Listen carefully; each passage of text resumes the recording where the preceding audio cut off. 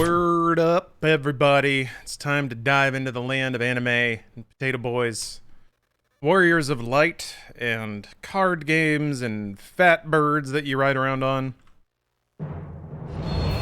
Oh, I have a driver update. Alright, what window are you going to show up on? Perfect.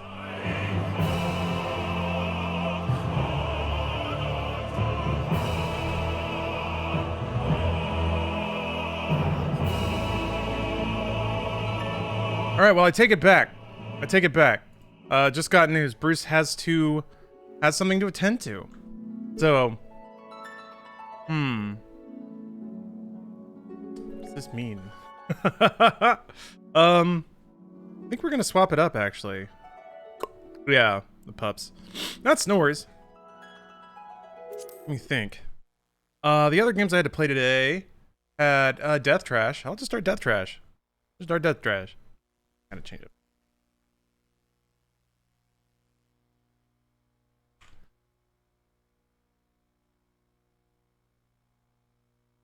It's gonna take a little tippity typing, no problem. I don't have Ace Combat 2 yet, unfortunately. Wait, is it available digitally? Play Back for Blood at all? Yeah. I got to play around with Bruce and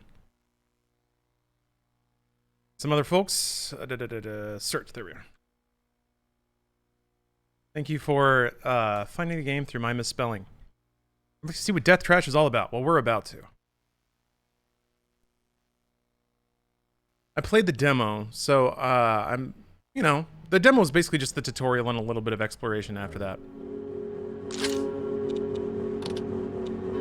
Let's see here. I think I already have VSync on. That ought to work. That ought to be good. New. Uh-oh. Ooh.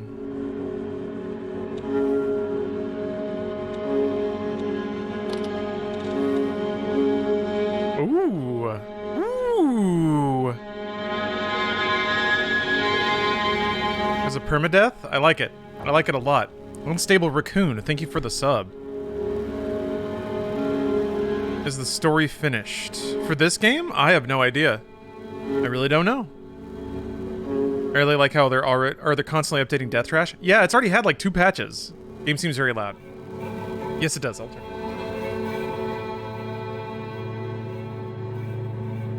I usually like to keep the games pretty loud, but you're right, that was a bit much.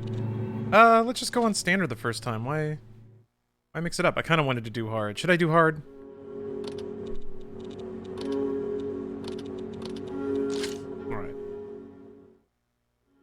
People aren't gonna watch me on Twitch if I don't play on hard. Noob Sapien, thanks for the sub. Hope your day is going well. My day's going very well. I had a great day. I got a lot of work done on like a side project yesterday, so it kind of cleared up today to largely just play games all day, and that's hard to think about a better day than that. Oh, there's only about 5 hours of content in the early access, so it's not finished. Okay, all right.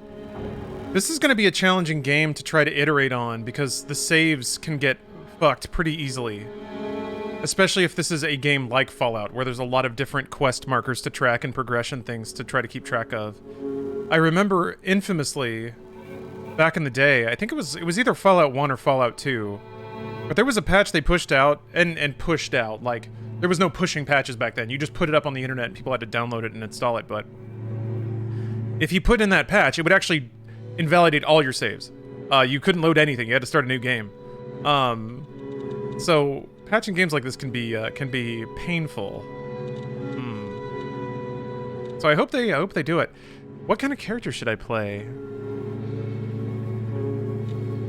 An empathetic cyber tech? But that's basically just rolling me as a human.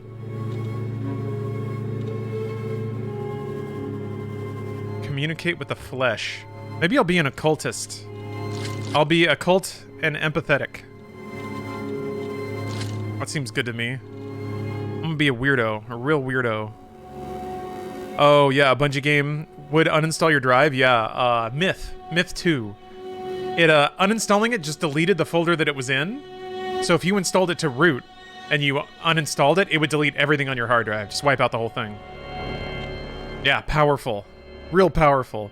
There's been some pretty amazing, like, PC gaming whoopsies over the years. If I am an occultist, I feel like I would largely traffic in melee blunt.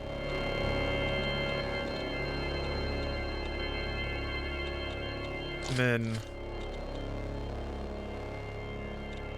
yeah, I'm gonna be a real backstabber.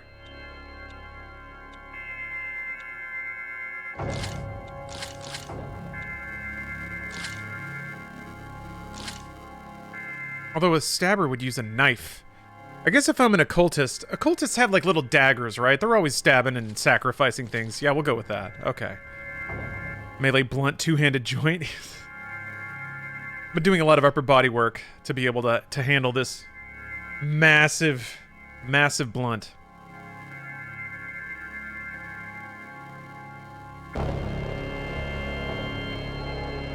Let's see here.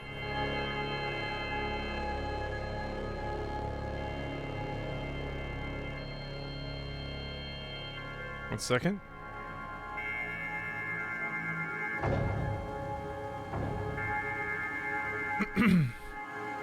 I think rooting is booting with your system. Sounds touchy. Huh? What are we rooting? What are we rooting and tooting? Wasn't that Marathon? I'm pretty sure it was Myth 2. I could be wrong about that, but I'm pretty sure it was Myth 2. Marathon also, that was Mac OS. And it wouldn't surprise me, but I bet Mac OS wouldn't even let you do that back in the day. I'm pretty sure Windows wouldn't let you now. That's what kind of user account control is all about. Who looks like a nice occultist? Oh, Hannah. Yeah. I like that a lot. But Hannah's not a good occultist name. This isn't 14, you're right. Bruce had an incident and had to go deal with it. So, he had to drop out. I could play 14 by myself, I guess. I could, like, level up crafting or something. But I decided to play this instead. Full disclosure, I did receive this copy of a game for free from Good Old Game Store, so I didn't pay for it. Keep that in mind.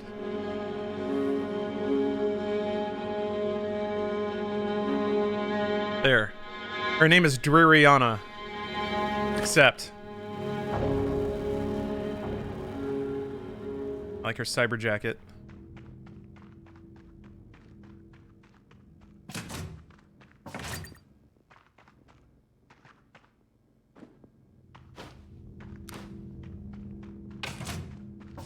Which reminds me of Storm.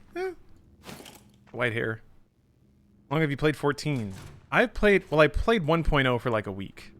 And then I pretty much put it down until Realm Reborn came out in 2013. And then I sort of would play it in bursts. Anytime there was like a new expansion, I'd play through all the story content, play through some of the side stuff. I was never like super hardcore, deep endgame raider. But I always wanted to be.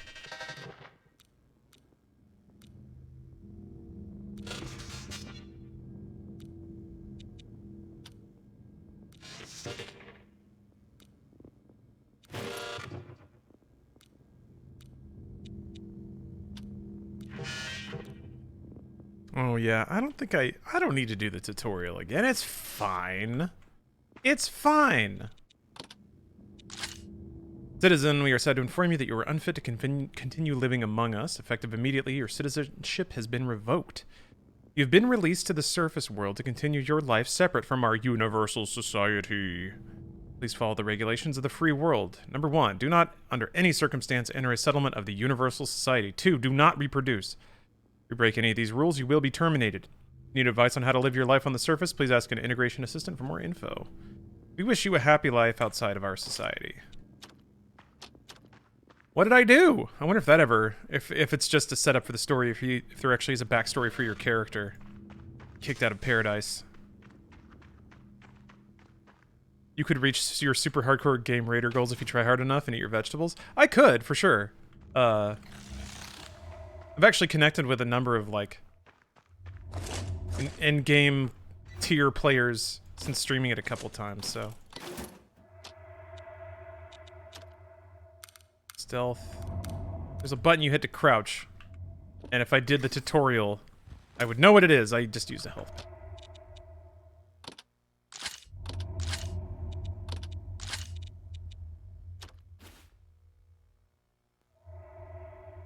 on a second. That's probably not important in the long run, that little health pack. That's not going to be important.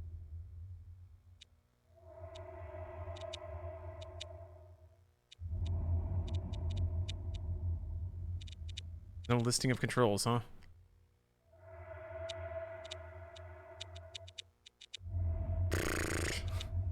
There is for controller. Ah, well, I'll figure it out. Controllers are for non-hard gamers. I agree. Couldn't agree more.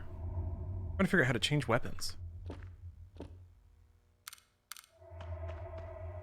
Oop! Oh, that's right. You just have the melee out by default. Probably didn't need that bullet. It's fine. Fine. Yeah, lockpick.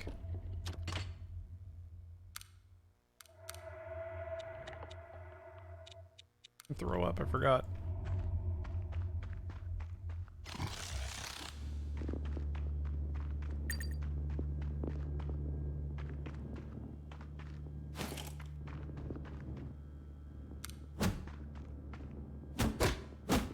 Jesus. There's a bit of stun if they're not already attacking. Alright. Well, I'm already almost dead. That classic Fallout feeling. Yeah. Getting killed by the first rat you see. Oh, shit.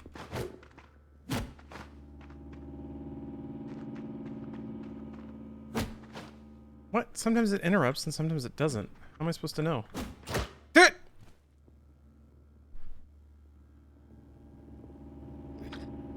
Already died. Okay, that's not so bad. They just spawn you in the same room. Like, how are you supposed to know if it's gonna stun or not? God damn it. Ugh. So ends the tale, yeah. Viriana died that day.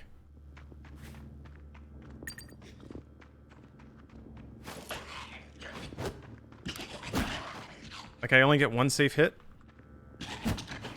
See, that one didn't stun.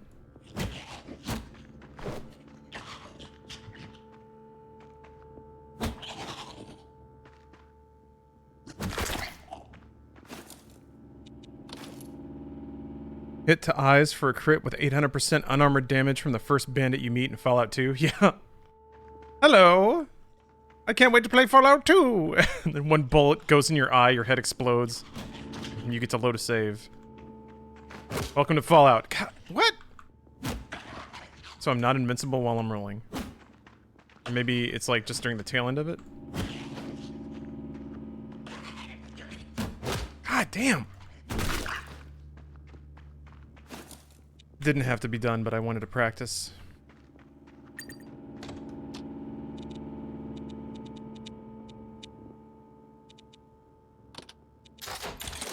Oh, that's why.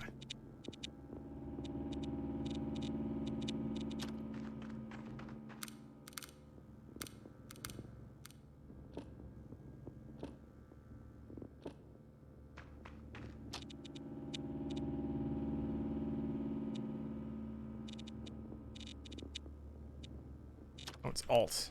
Alright. Okay.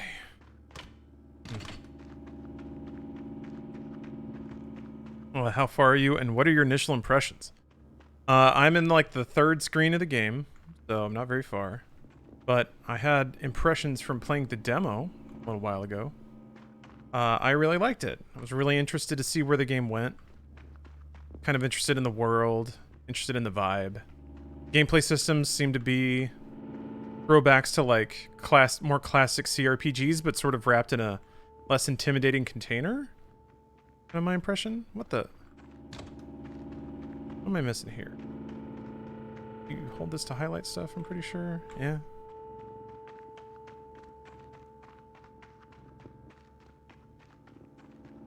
Oh, maybe I don't need to come down here? There's nothing else to interact with. There's goo piles. Okay, huh? Ah.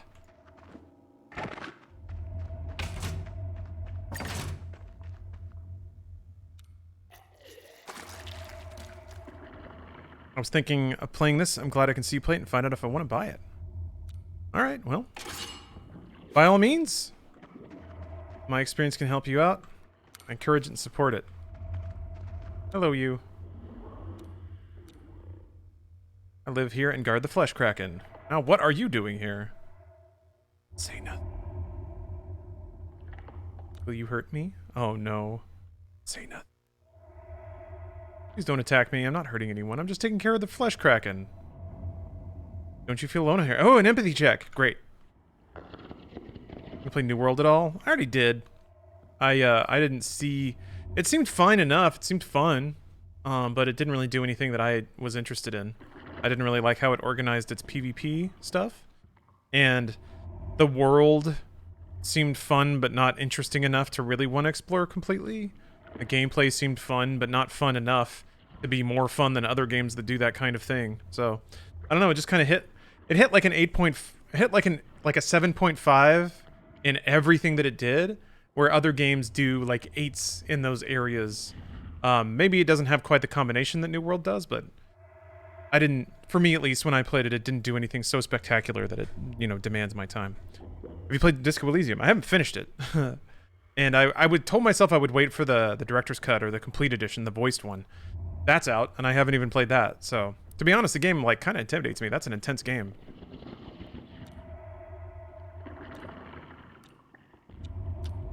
About that Flesh Kraken. You can talk to him if you want. He's a bit moody these days. Let's talk to the Flesh Kraken. Hey, bud. Fuck. Yeah, it's good. I do... Yeah, the writing in this game is pretty good. It's informal. It's a lot of flesh.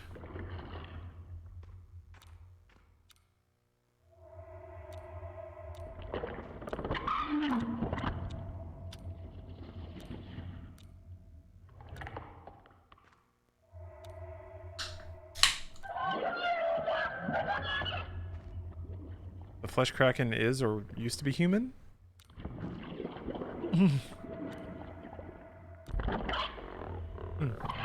Unlike a good ponder.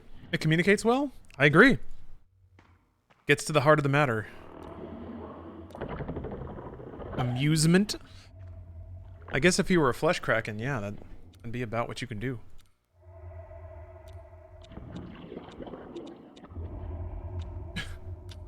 Yes. I feel like an occultist would want to be friends with a Flesh Kraken. Ooh, and bring it tons of friends. Yes, I can do that. Great. Can't wait to go find some new buddies for the Flesh Kraken. Because the Flesh Kraken's lonely. Oh, okay. Quick travel.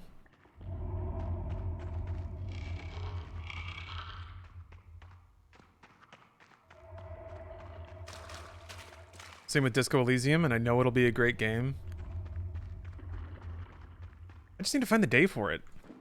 This, I mean, this could have been, but like 3 indie games that I was really excited to play came out. So, well, might as well jump on it while it's hot. I guess that's the weird consideration. Like it's always it's kind of in the back of my mind, but it's not like I pick games based on popularity or anything. But it's like if I could play one indie game or another indie game. It's a choice between 2 indie games, and one came out a little more recently, and people might be a little more curious about it. It just makes more sense to stream that one rather than a game that came out a while ago. All things being equal. But I still desperately, absolutely 3000% need to play Disco Elysium. What's up, Is That Charlie? Always happy to watch you stream while I tend to my tasks. That's cozy, right? That's how I like to do, like, cooking or cleaning or anything. If there's a nice cozy stream to put on. What's up, Johnny Riggs? Hello and welcome.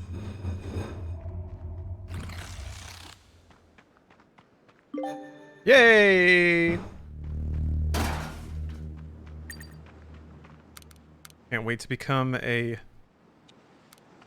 I'm gonna get the most good old games trophies. Then there will be a Kotaku article about me someday.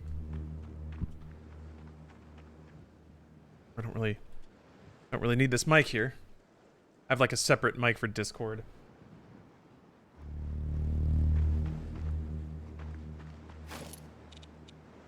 Free gems? Oh, yeah.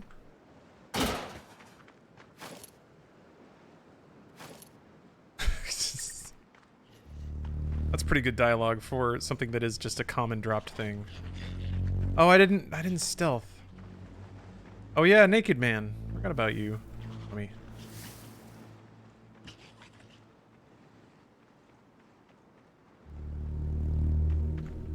Oh man. What the? Why did Naked Man leave? Naked Man? What just happened? Did I kite the zombie over to Naked Man so he like ran away? That was weird. It's almost midnight here. Time zones are so weird. Yeah. We do live on a giant ball. Wow, that's crazy! Enemy placement is persistent when you're in another area. Oh! What? Oh shit! Enemies in this game out here playing like 5D chess. That's crazy. They can actually move between zones. Fuck. So once an enemy's on you, they're on you for good, it seems like.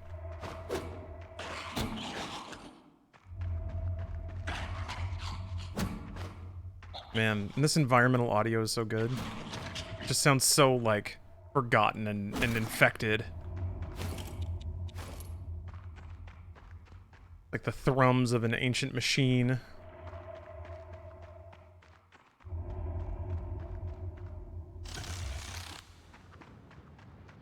I think I said this when I played the demo, but it kind of reminds me of Secret of Evermore a bit. That game has some environmental audio that is just kind of unsettling tones. Gore ambiance? Yeah, that's a really good way to describe it. Oh shoot, Naked Man is not here! Aw. I guess I really did scare Naked Man away.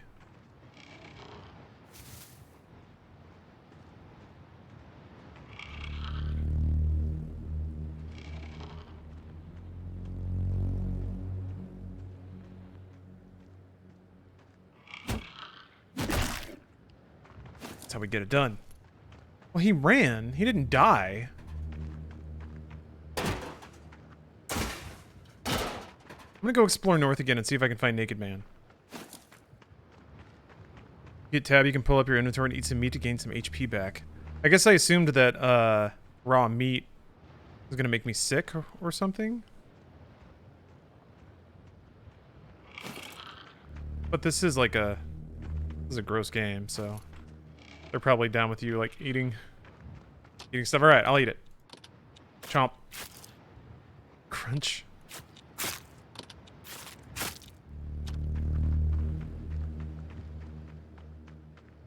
Yeah, I don't know why. I guess in a game like this, I just assume that there's like a cooking mechanic. You get sick. Maybe not. Doing your cybertech build? I'm actually not. I defied expectation. Okay, so the green dots must be zone transfers. No, I'm doing an occultist empathy build. You see Naked Man come this way?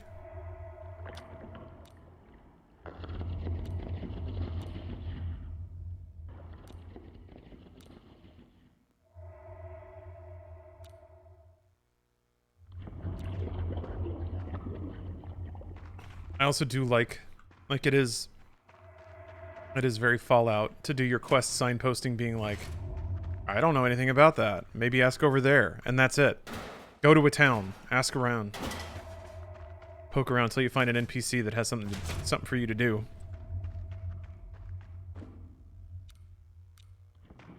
I don't know where Naked Man went. He seemed to be awful antagonized. He doesn't appear to be in this zone, unless he's hanging out somewhere in the corner.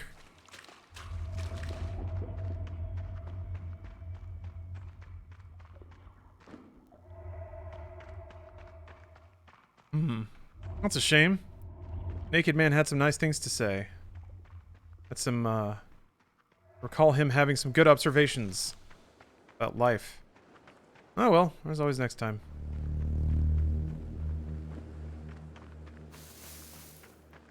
Looks like enemies stayed dead too. Maybe? I guess I didn't really walk back over where those things were. Ooh, scout commands and a knowledge fragment. Knowledge fragment do. Oh, it's experience. Hey! Scout command. Travel west past the festering gorge and look out for any signs of the big ones. Report back if you find one, don't approach it. Be careful. The mutants seem to be very aggressive lately. Something's riling them up and it's probably going to get worse. Signed, the Eye.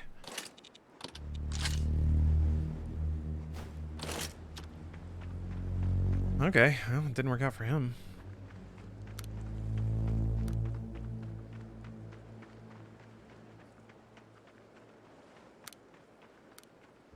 Fuck. God damn it.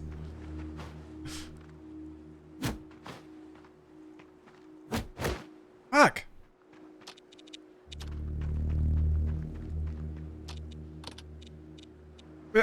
Dude. Christ.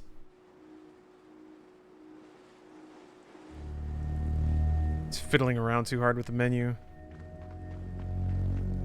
Also, running directly into a zombie may have had something to do with it. Right.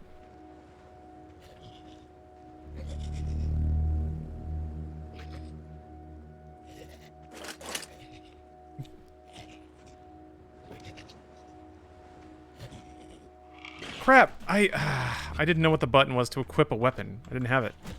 Didn't have it out, so I wasn't pickpocketing. Alright. I think it's X to holster and unequip. It's almost Fallout. It is almost Fallout. Oop. Oh. No, it's not X. They told me what it was just now. Well, I mean, whatever. Shift brings out the weapons. Okay, so if I... Okay, there's gonna be a button that puts that away. Yeah. God, please. Okay. Just... Please give me a screen with all the actions on it. Gorgonon, thank you for gifting a sub. It just has to be a big ol' list somewhere in the game.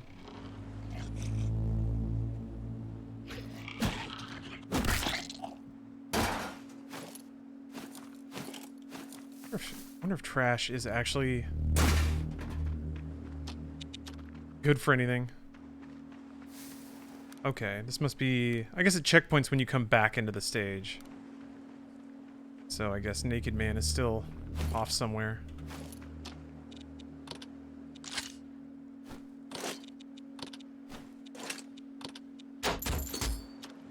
Or this game is so good. I'm enjoying it so far. I mean, I've mostly just started, so don't have too deep of an opinion yet. But man.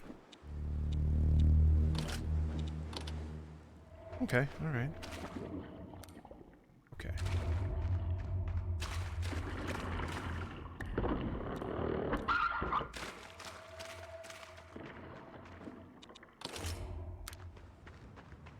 I wonder what happens if you attack the Kraken Keeper. The thing's cute. Yeah, he seems like a chill guy. Thing. He definitely could be a lot more poorly behaved, being a giant flesh monstrosity. What does the learn mechanic actually do? I was a little confused when I played the demo. I think that's just taking the like, lower item out of your inventory.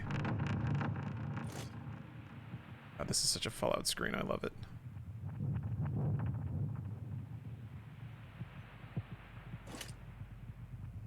I guess apart from that, if that's not what you're referring to, then I don't know that I know.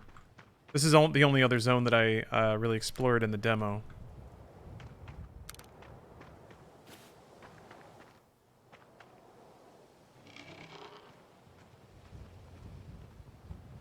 Be careful. My trash. My delicious meat. Sound design is A+. I agree. I think the art design is really good too. Here we go. Home.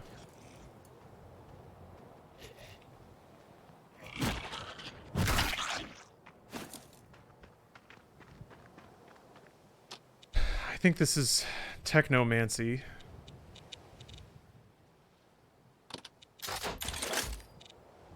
Not sure. Yeah. Okay. I wonder how many uses of that. I mean, like what... Should say, I wonder what recovers the uses of that.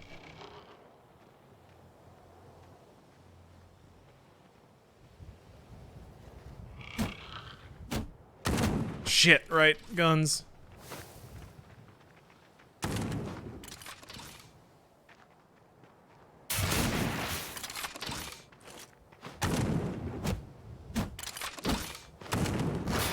Fuck.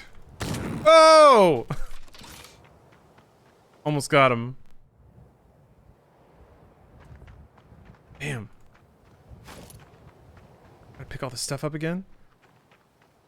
Reminds me of GBA mass product games. Mass product. Grilled Cheese Daddy. Thank you for the resub. Man, that's a great name. Like Star Wars? Just in the art style? Think this looks like Star Wars?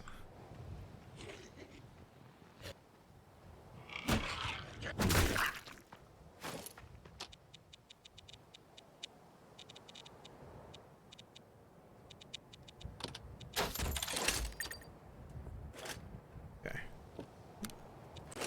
Alright. Maybe I need more of a game plan. Oop.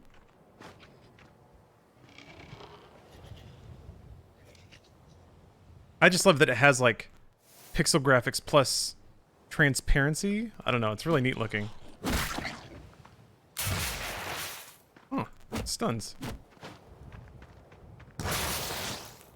Oh! Oh, Christ. I didn't know he was gonna explode.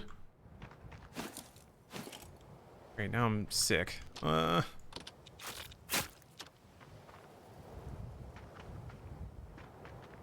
Maybe organs and brains restore more health. Yeah, they kind of do. Or not. I mean, at least they do health. Okay. There is sickness in the game, but you don't get it by eating raw meat. So, that's good to know.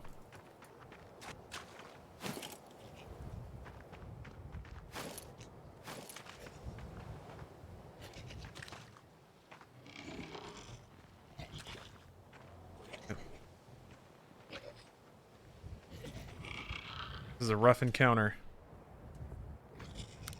Oh, I don't know that I can kill both of them. Man, the guy was enough trouble by himself. I guess I have some bullets I haven't used. It doesn't seem like there's really any way to reset aggro in this game either, which I kind of like. That's pretty ballsy. Fuck! Should have stunned the zombie too.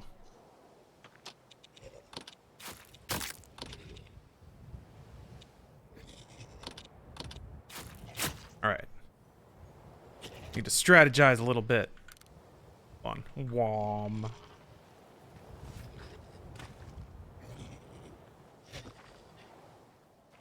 Fuck. Oh man. Jeez. They don't miss shots either.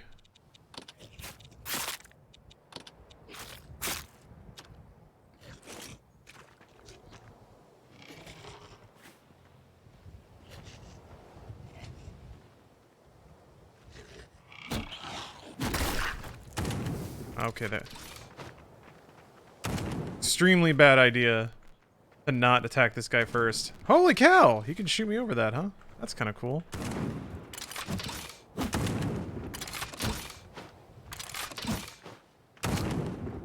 I wonder... You think I can pickpocket his gun? Let's try it.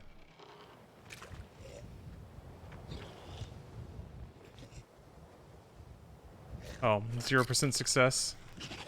Pickpocketing impossible. Oh, it's T. Okay. Yeah, the enemy's going, fuck yes, and then kill you is really special. So the name of this game is called Death Trash.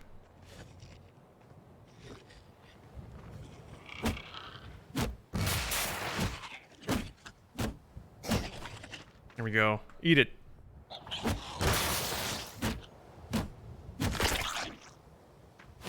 A few more bullets. Is that rifle better than mine? No. No. It's exactly the same. Oh, whatever. I did it. I used all my tactical abilities. To achieve victory on the battlefield. Fuck yes. Damn it, there's another one. Well, I still got a shock, so...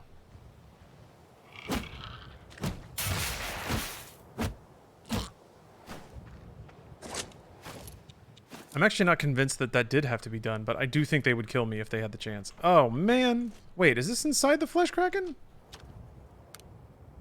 Do I want to go into this giant, inflamed, gaping red hole inside of the festering gorge? Is that where I'm at right now? This open world? Sort of. Yeah, sort of. It's got a world map. Here, let me show you. It's more like classic RPG open world, so there are zones, but the zones are connected via this sort of map where you can travel around it at will. I don't know how far you can go or how big this map is, or if there's enough maps on it to make it feel like a kind of fleshed out open world. Oh, Cat, my captain, thank you for the sub. Okay, good. It seems like the people you kill stay dead. Like an old school ARPG? Mm-hmm. Yeah, well, I mean, more like CRPG. Apologies for the pedantry, but this is, to me, this is very much down the line of like the original Fallout. Just with a lot of the weird, like, deep PC RPG stuff sanded down a little bit. Because I think this has console controls, seems playable on a console.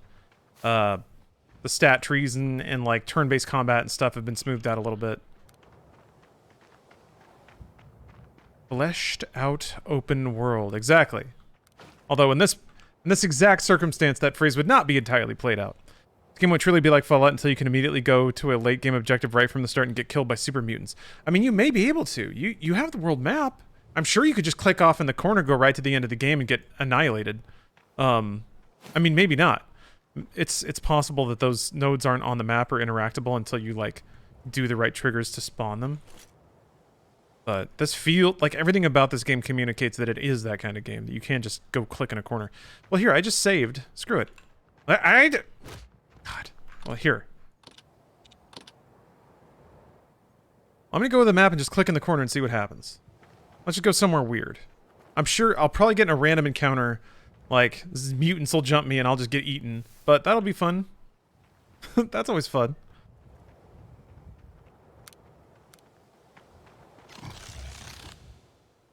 Alright. Let's go this way. Oh, you can scroll. Okay. There's the Sunlands. Everyone loves the Sunlands. The Red Sea, the Steel Waste. Perished one. Cool. Woundland! This is like the gutsiest adventure or theme park ever. I guess these are areas that may get filled in when I go there? Let's go to the Wounded one. That sounds good. Let's see how close I get. Okay, so there's already like... Oh, they did mention a town over here. Yeah, the Acolyte. The Keeper of the Flesh Kraken. So yeah, there's other nodes you can go to. Oh, what's this? Oh, shit. Okay, so if you hit one, you just get wrapped into it. Can I leave? Because Fallout had random encounters. So did Fallout 2. You would just hit these encounters while you're traveling on the map. Some of them would be good, some of them would be bad. Some of them would be weird, like references to nerd films and shit. Shit! Fuck! I didn't think they would all be mean to me. Okay, I guess they just... killed a bunch of people. Oh, and I can't leave until the encounter's done? Okay.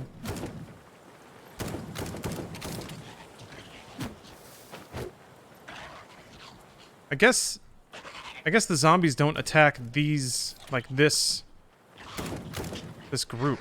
Oh, that's a oh! What the it just... They gotta... Oh, if you die, it just kicks you out, huh? Huh, that's kind of interesting. Well, they don't seem to move either. So maybe they were just like, ah! Maybe they were just random encounters on the map. I guess this also implies that you could try to sneak through. Let me see if I can do that. I can do that without getting murdered. hug the wall down here.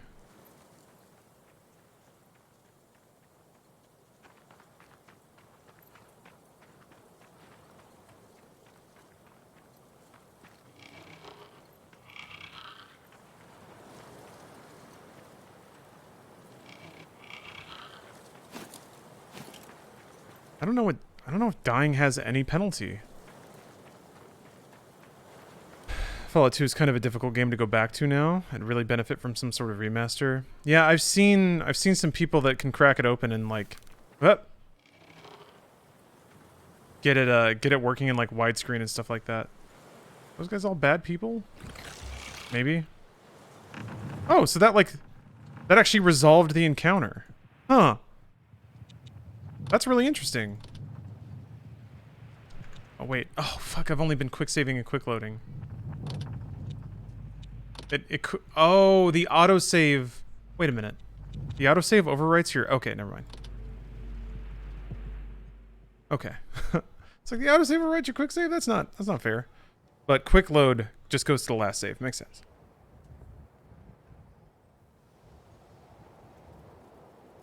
How early access is this game?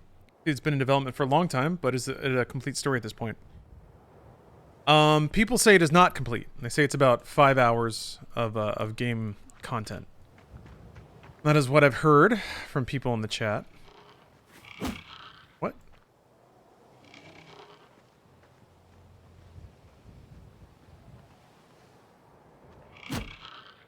Fuck. Oh.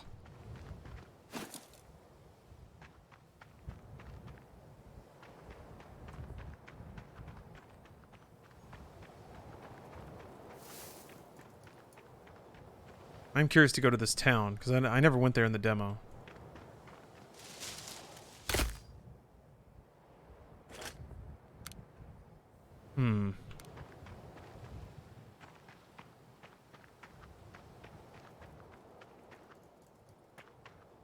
Camp?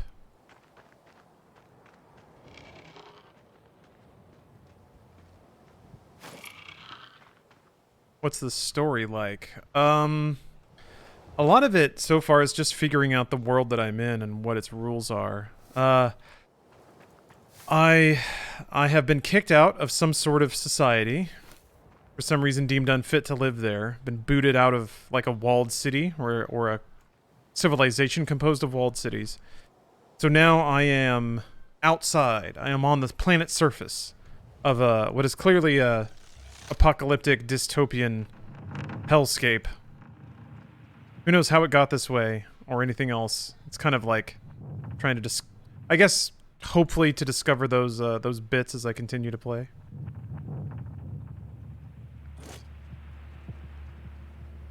I also have an implant in my head. I think I noticed that. Hold on a second.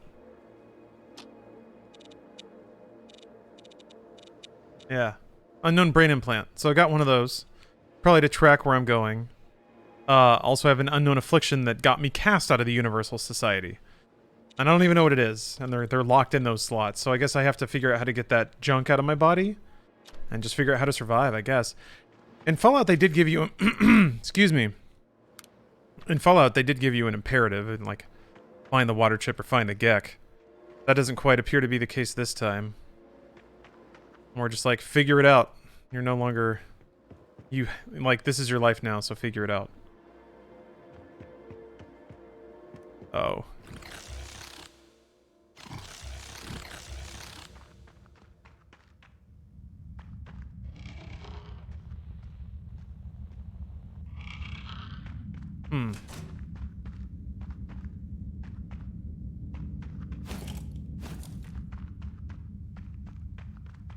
Guess they had a shelter under their house.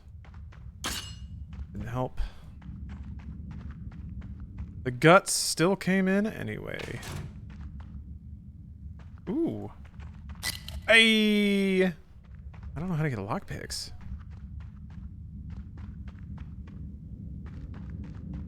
Maybe I have to craft them? Oh! Hello, friend.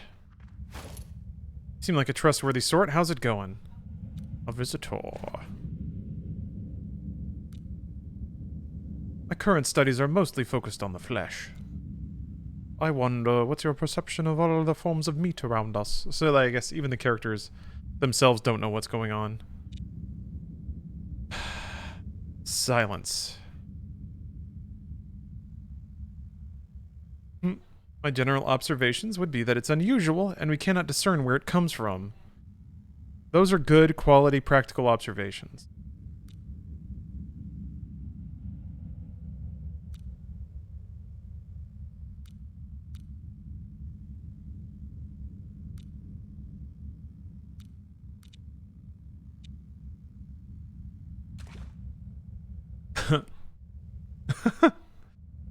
I guess I'm sick. That's why I was cast out of Universal Society. Oh, CMO, you don't like G Fuel? Well, this channel is sponsored by him, so I apologize. This channel is sponsored by Clean Burning G Fuel. But I'm gonna ask this guy if he wants to be a big friend with my meat friend. I mean, he wants to examine meat. I feel like a flesh kraken is a pretty good subject. That's a good response. What? The dialogue in this game is shockingly, like, present and direct and funny. It's such a weird thing to, like... I think I put my finger on what it is. So often these games pair with, like, a weird fatalistic detachment from logic. It's like, we're in this meat hellscape, there's guts everywhere, there's demons and zombies. So why would people be sane? Like, they're crazy too. It's the Borderlands phenomenon, you know, everybody's screaming and yelling and hollering and being wacky all the time.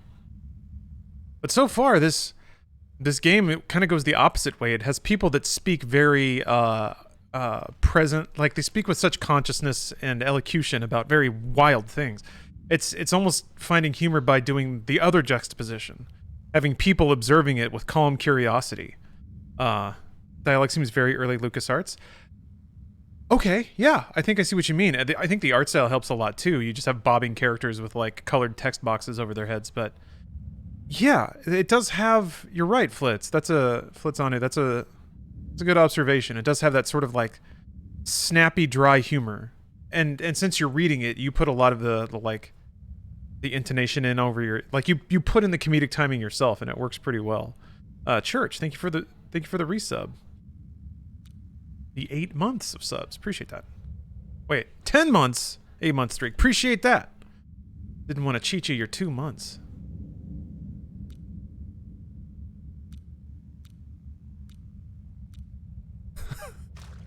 Interesting.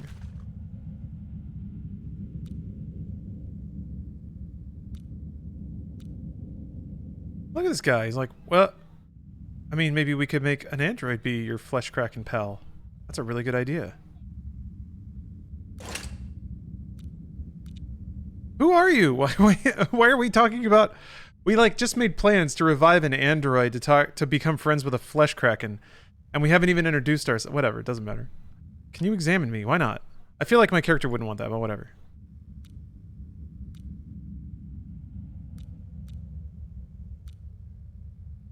Maybe that's why they're wearing masks, because everyone's infected with something that turns you into a guts monster. So, maybe most people wear masks here because they're starting to mutate. Medical scanner and some octagon fluid? What? His name is Mortis. Okay, we got his name. There's no octagon fluid around here. Okay. What's up, Dave B?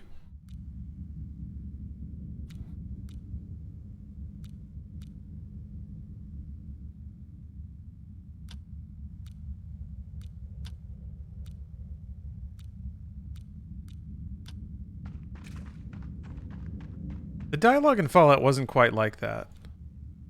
The flesh nexus is calling you. I mean, I'm an occultist, and I'm empathetic, an empath, so I gotta talk to the flesh nexus. Fallout's dialogue was much more paragraph-based. All the dialogue here seems very short and snappy, also because I think it has to fit on screen as opposed to in tiny text. And I think that's... It's like also designing for console. You can't have really, really tiny letters, so you gotta be a little more precise about your writing, I feel like. Classic CRPGs had the freedom of thinking you were a foot away from your monitor, so they would just fill the screen with so many tiny letters. So it's interesting to see the two sort of intersect. A dialogue, having a dialogue or conversation trees in a game where you also have to account for people are going to be sitting across the room from far away from the TV or might not even have laser vision anymore, that sort of thing. I remember Mass Effect was like the first game to really start to tackle that. Of like, how can we have full dialogue, but not put the entire text on the screen? It's pretty cool stuff. No one answers me. Not fleshy enough yet. Ignoring the flesh nexus is rude. You're right. Would you think, though? I would think a flesh nexus would have a way more relaxed sense of time. Flesh nexus has been there for thousands and thousands of years. I don't think it would even register in their consciousness that I took an extra minute or two.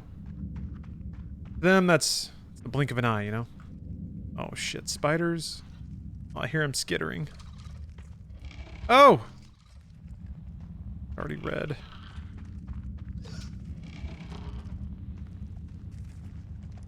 Can't even see him!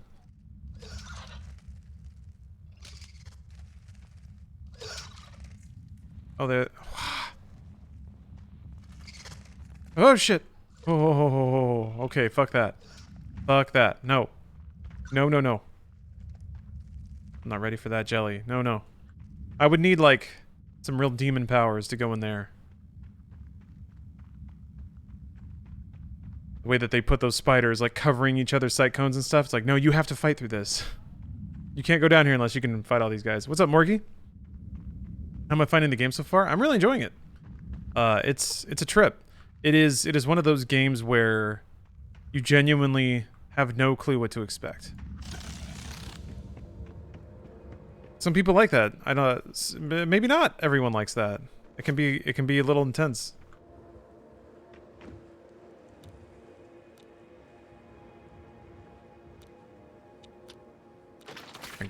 Oh, I barfed into it. Organic lubricant. All right.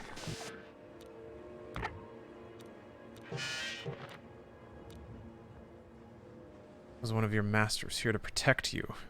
Says the android I just vomited into to turn it on. To be fair, I barfed on the ground and then picked up the barf and has been holding the barf. And then I poured the barf into the robot. So, you know, I should not over dramatize things. I shouldn't clickbait like that.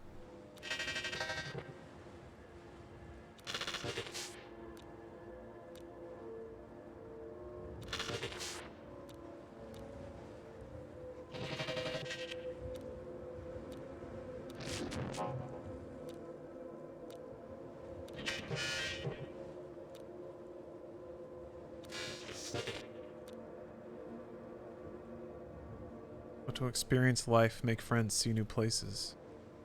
Take head. Okay. Flesh face. Nice.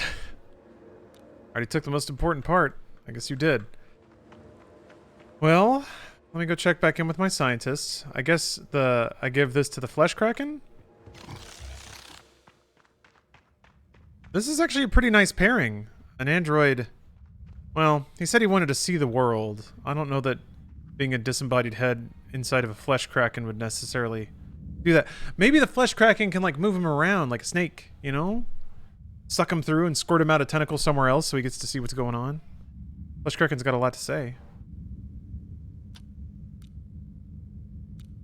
Oh, that's right, okay. So I only go back to him to get scanned when I have the other stuff. Sounds like the skull from Planescape. Murray? A little bit. Huh. And yet, man, I have never played through Planescape. That's not... I know that's not right.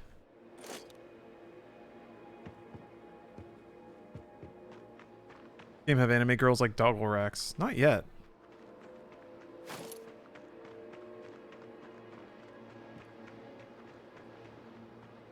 Which is a bit of a shame. I'm a staunch believer that every game improves from anime babes. I want a Planescape, and I will someday. Yeah, it's weird. That game kind of falls into the same mental niche as Disco Elysium, which kind of makes sense. I feel like they're similar games, spiritually. Games with smart ideas for smart people. Oh, what's this? Neat. Now I look even more like an X-Man. Awesome. Some Tetsuo the Iron Man with a visual design. I've never seen that. Or read it. I should, though. I don't know. People like talked up how intense and creepy it was, and I think it intimidated me a little bit. Get my looting on. These are nice vibes, though. This is I think games, books can do this because it is kind of in the theater of the mind. I think games can engage it a little more easily, but the whole notion and feeling of really feeling like you're exploring a truly alien world.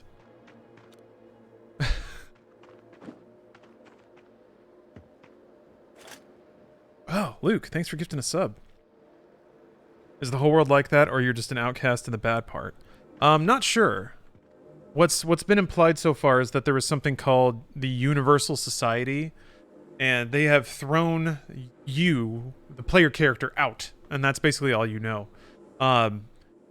You said that you were thrown out because you had a condition, or you were infected or sick in some way, and it seems linked to the gobs of biological meat that are just pulsing through the entire, like, countryside or whatever, so... It seems like there's some kind of meat zombie virus going around, where people just become big Cronenbergs or something. This seems like a spooky place.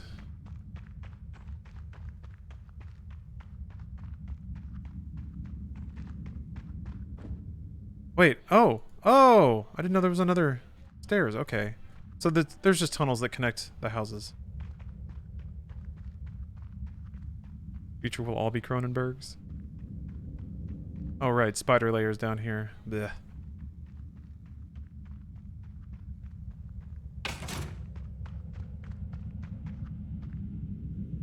Okay. Dang it. Come on. Hey.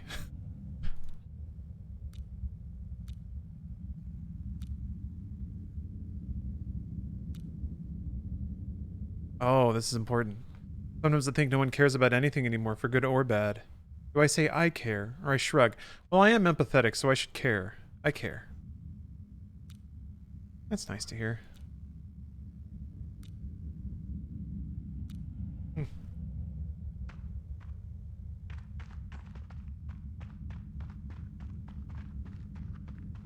It's cozy. Yeah, kinda. I mean, if you have Cronenberg dimension and you find like a nice clean corner of an underground vault thing, you got plumbing, you got light, got some books, got a Game Boy. Hard to argue with it.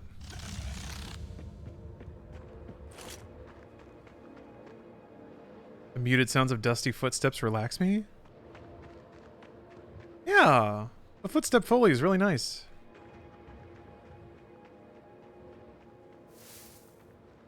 I mean, just the environmental audio in this game in general is really superb. I think there's so much to be said for, like... Because it's like the...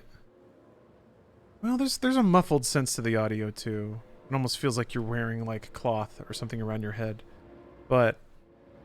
I really like it when games give you just enough to really, like... really spark your imagination.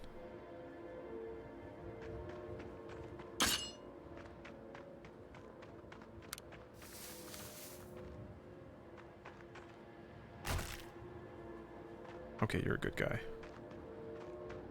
Chopping the meat?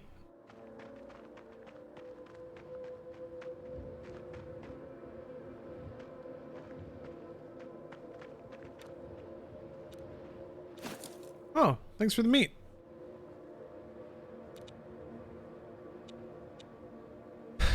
Oh, is it safe to eat it raw like that? Everyone around here does. Okay, there you go. It's a game saying it's okay. Yeah, he's really just... He's chopping meat and then throwing it into the meat hole. Oh, man. E-girl appears. I want to give her money for some reason. Agao Comics, thank you for the sub.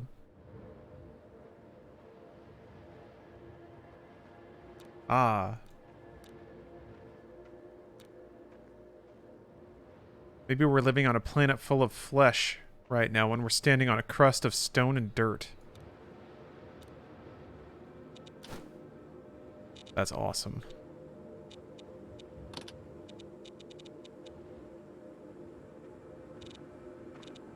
Okay, so like duplicate guns aren't worth anything.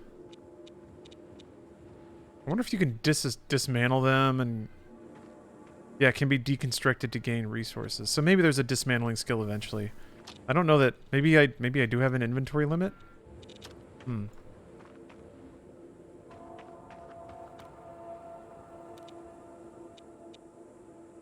I think somebody's shredding next door again. Awesome. 150k to VIP or ban. Nice. Nice. You'll get it soon. What's your name? Dreariana. Nice to meet you, Dreariana. I'm Custer.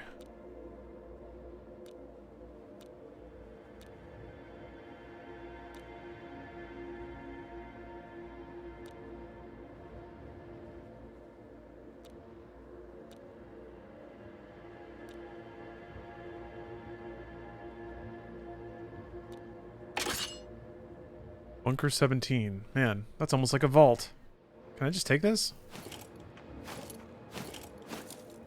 Shebzu the Seducer. Guess there was a legendary seducer here once.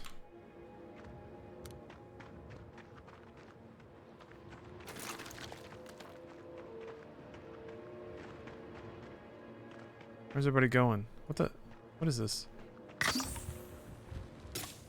Oh. Oh, okay. Cool, cool, cool. That's kind of neat. You can have conversations with NPCs as they're walking around. Huh. Oh, fantastic. Any plans of a collab with Funhouse in the future? No plans at the moment. Oh.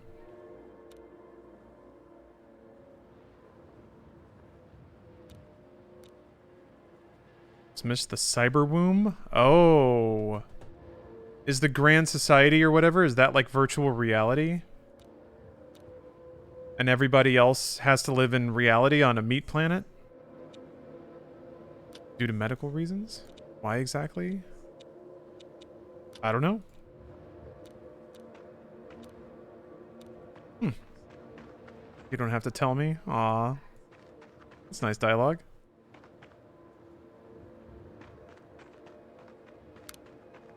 I kind of want to talk with all the NPCs. Because, like, so far all the conversations have either been, like... It's not like, welcome to Meat Planet, where hero... Like, it's not... like, characters aren't listing all the rules. I always like the universes where the characters inside the universe are as confused as, like, you are as the viewer. You don't have that situation where, like, one character understands all the rules and they have to lay them all out for the viewer. And then you have to invent some scenario in which one of the characters needs to hear all this inside the story. So that helps. But what's nice is, like, you learn about the universe by just getting other people's perspectives. But that other dialogue is so concise and fast and punchy and well written. It's not like words for words' sake. Everything has a point. It's either like interesting or funny or illustrative of character or it's going somewhere. Like, in need of any of my services, or like, what do you need from me? How can I help you today? Like, there are wordier ways to say that. I appreciate how terse this game is. What is this machine next to you? Yeah, what are the collectors? Oh. Trader group.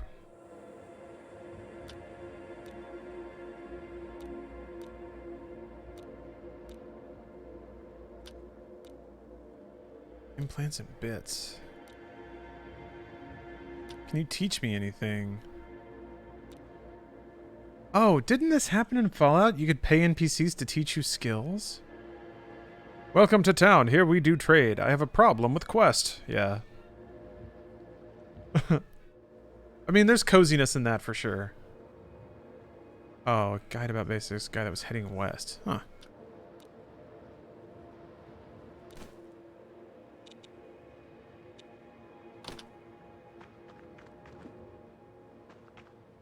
But I can't use it? Oh, this. That's what it is. Alright.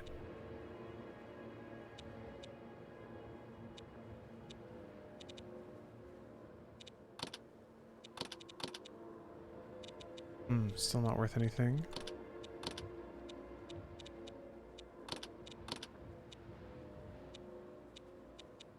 I want like a sword. Well, cleaver maybe I should buy. It's slow, but I do stealth attacks and it's sharp, which is what I have skills in. I think those... What does that do? Let's find out. Increased damage. Oh, I leveled. Oops. There we go. Okay.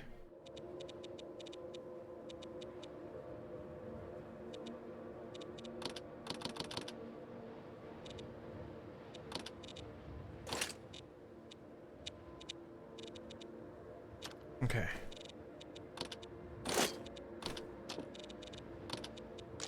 Wait, no! It's right there. I just can't do it. Okay.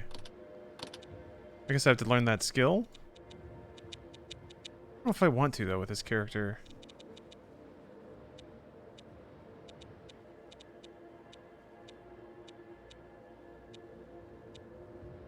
What skill that would be? Huh. What's up, Teardrops on Mars?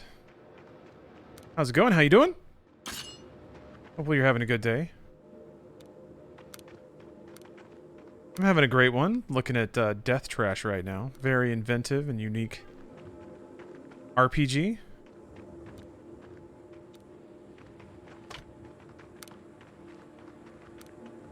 Need to get some lockpicks. Oh, I didn't even look. Maybe the vending machine has some lockpicks.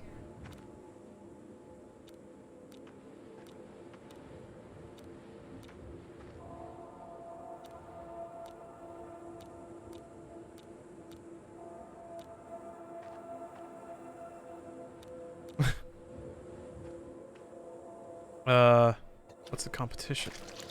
Oh boy. They're having a barfing competition. Great. Their great objective so far, have you just been dumped there? Pretty much just dumped here. And then people ask you for help with things. I guess the first quest I found is to find some friends for a giant flesh kraken. So I barfed into an android to get it to turn on, ripped its head off, and now I'm taking the head to go talk to the flesh kraken. Because, we're concerned about the ethics of convincing another living being to be near the flesh kraken. Is barfing something your character can just do? Yes. My character's sick. Doesn't understand the nature of the sickness, and the sickness got them ejected out of a society of some sort. Universal society, I think is what it's called. And they describe it as being like being in the cyber womb, so it seems like it's like maybe some kind of collective virtual simulation that people hide in to avoid living in this reality. Of a meat planet. What do you need? Pink glibber stuff and red forest to the south. Oh, okay. Find something that will make me throw up a lot. Look at him, how hard he's trying. See, that's such expressive dialogue. He asked me to help him cheat. And will you help him? Yes. So that winning will build him up a bit. He needs that win. Aww. You can't know I'm helping. Ah! How wholesome. How absolutely wholesome. That's exactly. I was born in a cyber womb, so I understand it.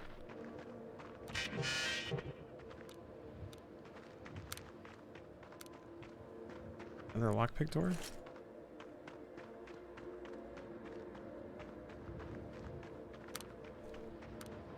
Like as a sweetie? For real.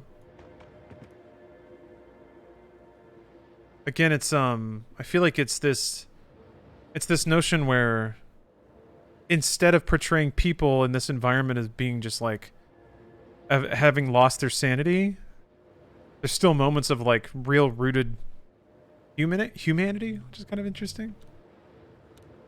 Oh, close the door. All right, there you go. You made you close the door.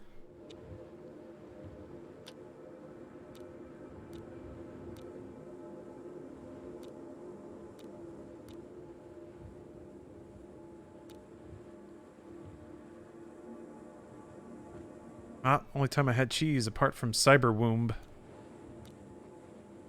Oh no. Should I introduce her to the Kraken? Maybe I should take the android head back first. I'll take the android head back first. Oops! I'm sorry. I didn't mean to. I'm sorry, old lady. Oh gosh. Awkward, awkward, awkward. Well, once the Cyber Kraken absorbs her into its giant flesh mass, it won't be an issue anymore. When does your new G Fuel flavor come out? I'm gonna have to sell a lot more G Fuel before they give me a flavor.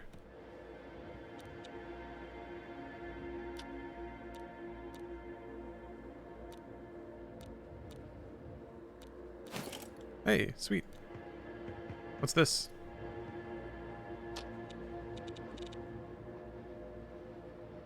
Avolition? Read. Imagine some super rich person was bored back there in the universe, was on the lookout for hot new stuff, then got news of this place. Imagine then, if you can, shape the world however you... Oh, imagine then if you can... Oh, imagine then if you can shape the world however you like. You can adjust everything to your own preference. And then if you live for decades in this heaven-like scenario, doesn't it become your own personal hell nobody can rescue you from? Isn't avolition, then, your lack of motivation to do anything, your doom, your end to be? You don't have any goals to reach anymore, every day becomes the same. If you're safe and well-fed, that's good to have for a few years, for a few decades even, but what then? If medical advancement brings the lifetime of humans to centuries, what does that life feel like? I would argue everything's become a bore at some point.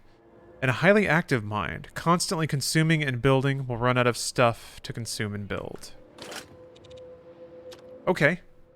So maybe Cyberwomb is like eternal life lived in a individual controlled reality that some people get ejected from. The notion that eternal creation and consumption is not sustainable is really interesting. I've thought a lot about that. Because I put my years in the content grind. I guess I still am to some degree. I'm not grinding quite as hot as I used to, but it was really something to like work for like weeks. Well, that's being generous. Maybe like a week. Maybe like work for a week on a thing, and it would just like it would come and go. It was just like flash paper, whoosh, effervescent. And that was just the nature of the format. But still, there's just so much out there.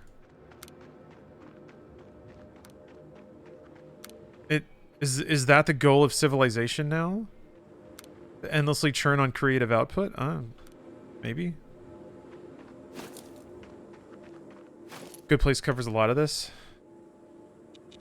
I mean, The Good Place is a nice series of moral relativism plays and stuff. Oh, I see what you mean. Oh, yeah. Okay, yeah. Rannick, you're entirely right. You mean about the sentiment about like a place of no, or a place of infinite bliss becoming a place of torment, basically. Of figuring out how to live without purpose. I'm sold. Gonna play it on my Switch. Yes, Deveroth. That's good news. On top of somehow this being a way to earn a living, which still blows my mind. Kind of related to the topic at hand, to be honest. One of the fringe benefits I get to enjoy are the moments when somebody sees a game that they would love and are convinced to get it. Then indie devs get money and people get to play games that make them happy, and that's awesome. You enjoying it so far? I am a lot, very much so. The writing is actually what's starting to hook me a lot. All the little lore logs I really enjoy reading. The dialogue is really, really interesting. I feel like I've already met characters, and that's based on like 200-word conversations. So pretty cool stuff. Oh yeah, Doctor? Got you on Doom Eternal? I am an influencer. Isn't that the premise of BioShock? People figuring out how to make life better and better and better until life becomes killing each other for the means to that better existence. Yeah.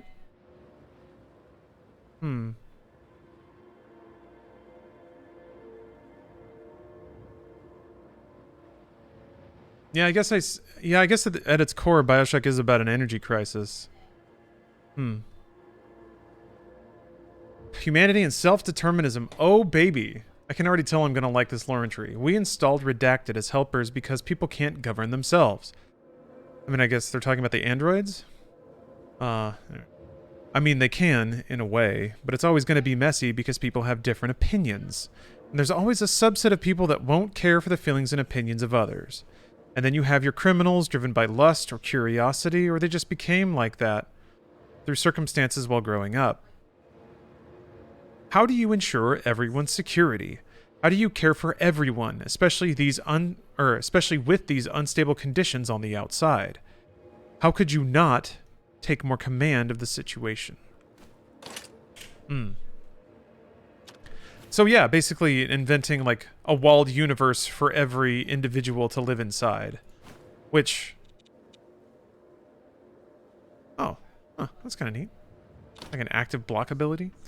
Which I think does sort of link up with the individualism running through BioShock. That every man is the absolute owner of their creative output, or their work output. And no considerations need to be made for society. Oh, shit! Or the, like, communal lift that enables those things to happen. There were more things in that merchant, though? Oh, okay. Let me go check. Oh, you're right. Look at that. Thank you.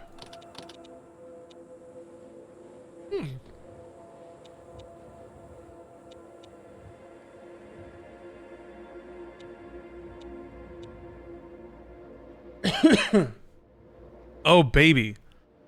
Summons the Legion of Flesh. The more enemies, the bigger the Legion. Oh, shit. Yeah, there's some good occult stuff here. Burning blood. Poisons enemies. Summons a flesh worm that will fight on your side.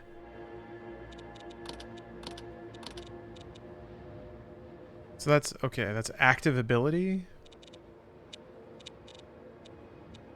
Is that one of these, I guess? Okay.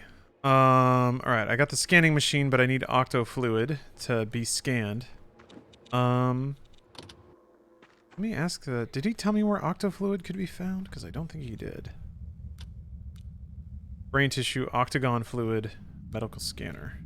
Okay, well, alright. Let me go back to...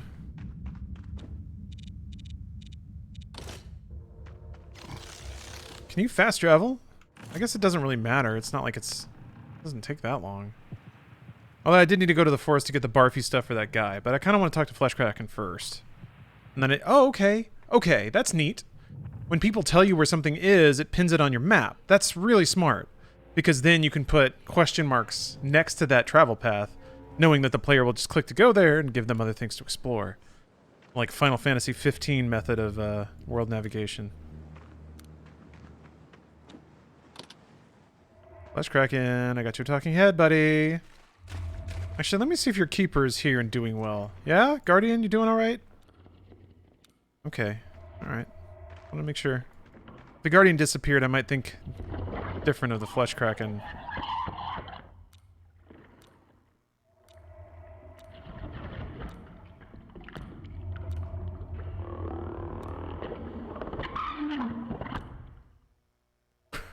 It's pretty sure about wanting to eat you.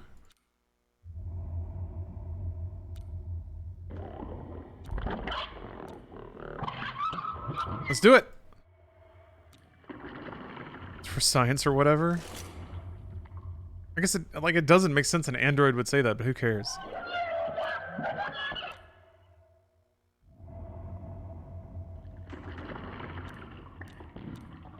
Okay, I guess I come back later. I wonder if... Okay, now I want to go talk to that old lady and see if I can throw her into the Kraken too.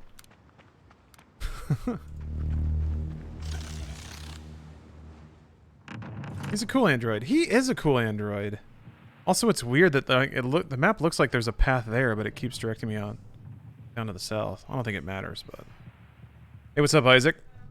Yep, Big Tuesday vibes. We're throwing old ladies into Fleshkrakens. I could have used the fast travel. Oh well. I wonder if there's a time gap for that quest to dissuade save scumming? You know, it's funny you bring that up. The original Fallout. Well, I guess Fallout 2 technically had a timed element too, but those games had that. I don't know if that was to discourage save scumming though. I think that was just to prevent you from wandering all over the map. Yeah, I wonder if time passes and if that matters in this game. Oh wait, no, it's over here. There's this house. Do people not like save scumming? I don't... Developers never seem like they actively discourage it, unless there's like a difficulty mode that specifically limits the amount of saves. But no, I don't think... I think there are some uppity gamers that think it's a... it's a way to play without honor, I guess, is how to say it. So if you don't give a shit about that... Oh, okay. I can't ask her about the flesh kraken anymore. Interesting, interesting, interesting. Okay. Well, maybe once he's done processing the android head, that option will open back up. Or I can only give the flesh kraken one friend. And that's what that is. I don't dislike it. I can see how it gives more weight to story decisions if you can't save scum. I guess it just depends, like... yeah, story decisions, but, like... I don't know. I go multiple ways on that. Like, what's the point of forcefully... what's the point of preventing yourself from seeing more content of the game you bought just to increase the, I guess, the rarity of the path that you took? Like, I don't know. I don't know that, like, opting out of seeing paths B and C make path A more interesting or owned. Especially considering most games, like, only like a couple paths anyway. Considering all the writing and asset creation that has to go in with multiple paths. I've found that I've owned the narrative of games that have, like, more emergence than linear story games. To me, a linear story game is like a choose your own adventure book. And when I read those as a kid, I always kept all my fingers in the back. Because, like, you didn't know what was going to happen. I loved this series of, like, horror novels that were all choose your own adventure, but because they were horror, like, you could just walk down, like, I don't know if anyone even knows what I'm talking about, but choose your own adventure books, you would read them and then it would give you options, and then you'd flip to a certain page that represented the choice you made. But sometimes you flip to a page and it'd be like, oh, there's a werewolf there, he eats you, you die. And then it'd be like, the end. So you had to, like, flip back. I don't know, I like, that doesn't ruin the spirit of a choose your own adventure novel, I don't think. What, you gotta, like, reread the entire beginning of the book over and over and over? Or, like, thumb through it and go to all the... I'm just realizing this is, like, literally the exact same thing. It's like playing a choose your own adventure RPG. It's like you skip all the cutscenes to get right to the decision tree again. I remember you weren't old yet. I just realized that's something that probably fundamentally doesn't exist anymore. I can't think of a single circumstance in which a choose your own adventure book makes any sense to exist. Damn! Like, apps and even YouTube videos sort of recreate that experience. Visual novels? Yeah. I guess that's a good point. Visual novels are the hyper-evolved version of that, yeah.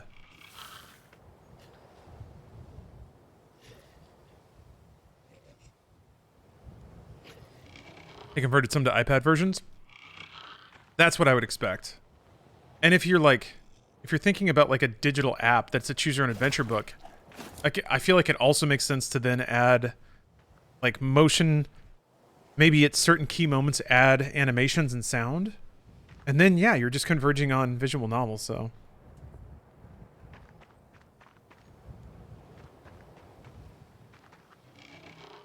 And I just realized even visual novels have controls that let you sort of, like, roll back to the last decision and stuff. Oh, it's all adding up. Yeah.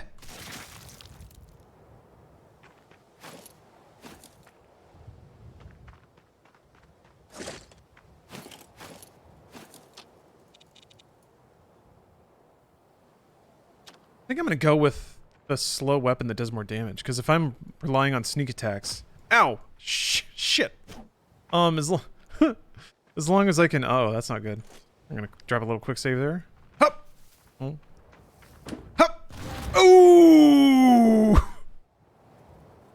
Damn.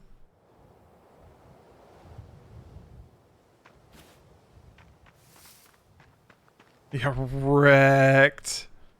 I was big time wrecked. Fuck. There we go.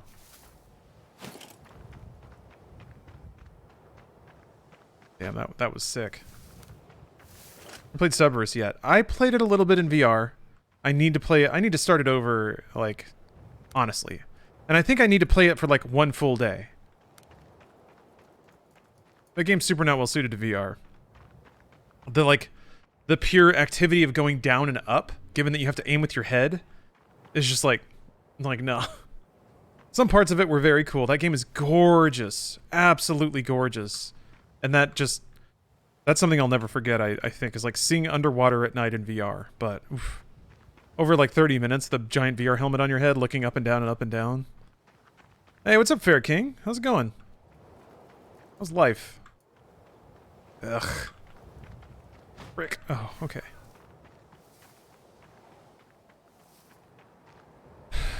Wait, Subvert. Oh, sorry. You weren't talking about... Wait. Subverse is the... Yeah, Subverse is the porn game. Never mind. They're talking about Subnautica. Never mind. Yeah, I have played Subverse. There's more game to Subverse than you might think.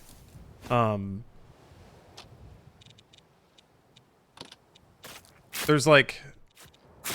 There's already been several game modes. There's like a twin-stick shooter. There's like a turn-based strategy game.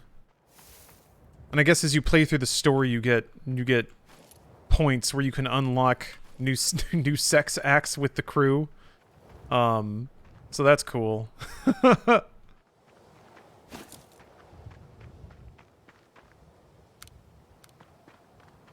Made me think there was VR support. I'm kind of shocked there's not now that I think about it, but I mean, it was living on a prayer in the first place.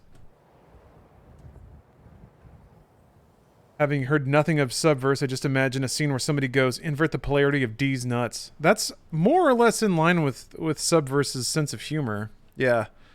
It is written kind of like a porn movie, where there's a bunch of, like, eye-rolly jokes, some of which are actually funny, but still pretty corny.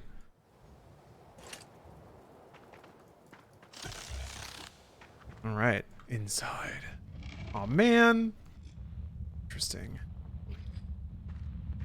Shit. Shh. What are you doing? What the fuck are you doing? What the f... I clicked on the bottom of the screen twice, and she walked forward and then swatted at it. Jeez. God damn it. Just get it over with. Just do it.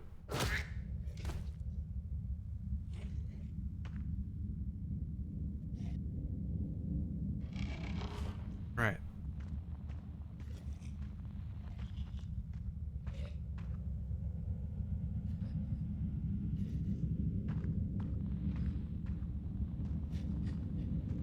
Batman.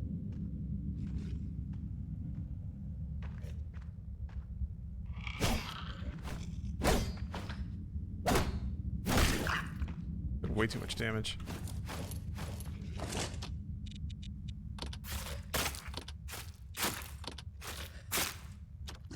Oh no, come on, dang it.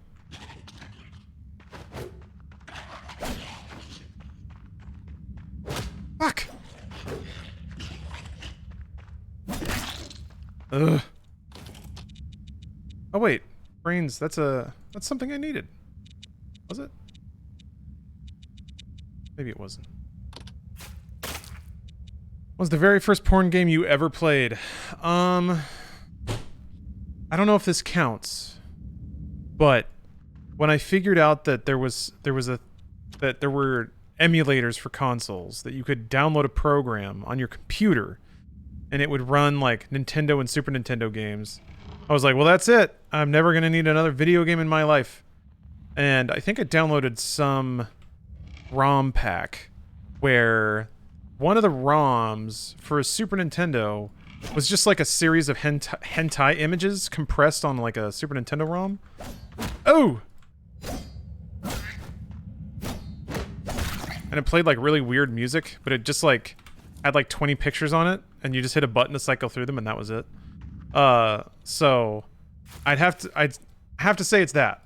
Whatever that was. Some weird Super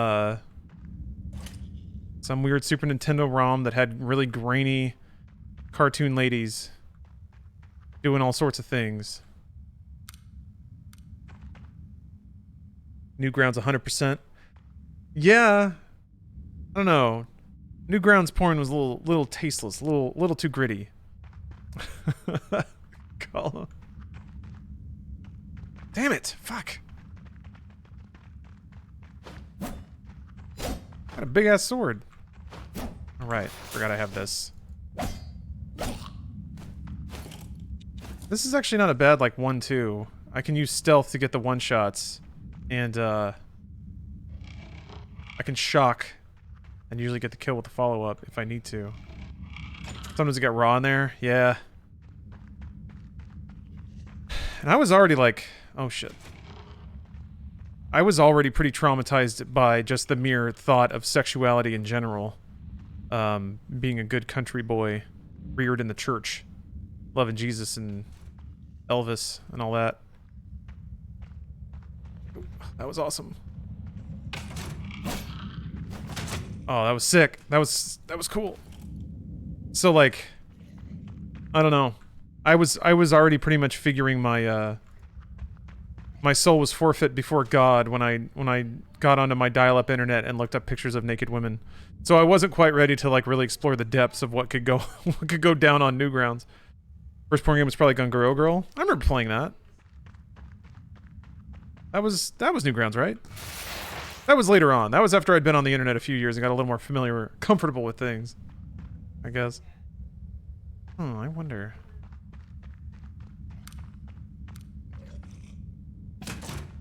This way.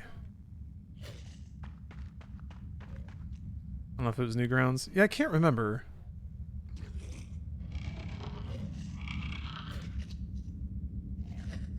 And then there's the classic of, geez. Realize now just how busted the premise is, but come on, it's the internet. One where you have to try to like rub the girl off before she wakes up, or without waking her up. Yeah, that's not so great in hindsight.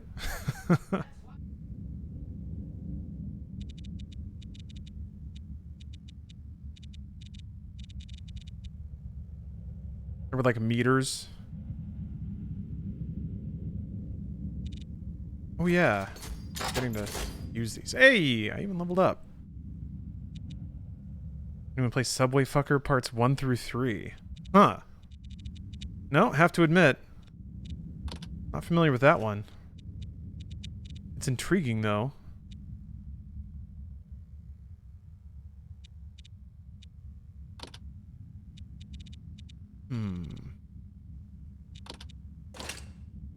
I need to buy lockpicks or make lockpicks or something. This is not a trip down memory lane I particularly wanted to go on today. Yeah, it kind of happened without consent, didn't it? Didn't put up a poster. Didn't put up a warning sign. Uncle rented me BMX XXX for the PS2. Man, that is a real uncle move right there.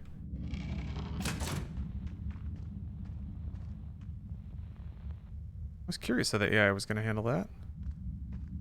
There's 2 dudes. Damn.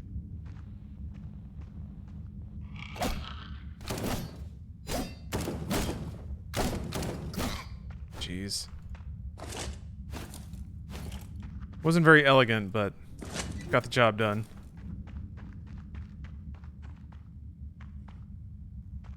Super uncle move. My first time seeing boobies. Bless you, uncle. Yeah.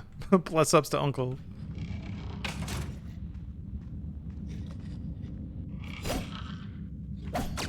Whoa! Fuck! Shit, fuck!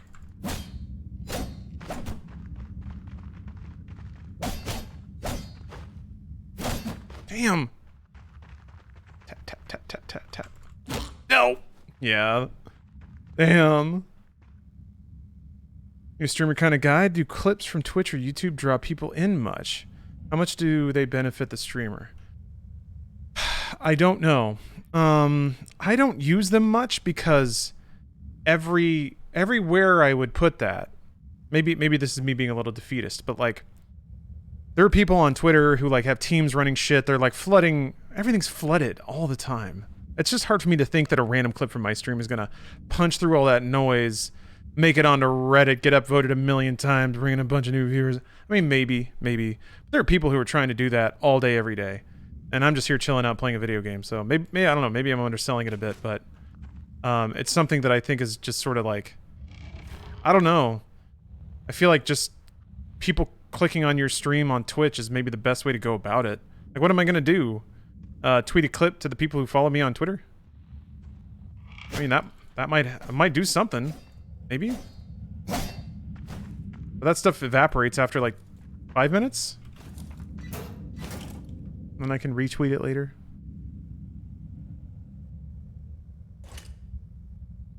Not a porn game, but did anyone play Chasm on Miniclip? You play as a duck, I think. That sounds familiar. Could try TikTok. Yeah, could. The only issue, well, it's not really an issue, but the only weird thing with that is like, video game streams are specifically formatted to not look good on TikTok. TikTok is vertical, video games are wide. You can punch in on part of it and stack the webcam. That's what I've seen some creators do. And I'm like, I could do that. Yeah, I could probably do that. Yeah. I don't know, I just haven't... I could do it a couple times. It's like something where if I'm gonna do it, I'd have to do it for the rest of time. Like, maybe I could just do it for a month or two and see what happens, but... It's like it's a whole other content flow that needs to be fed and nurtured. And I would have to have like, what? Like maybe a clip a day for a while? I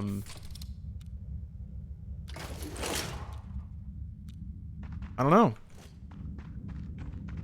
And you're right, like that is I feel like TikTok is probably a good way to get exposed to new people and maybe make a little bit of money, but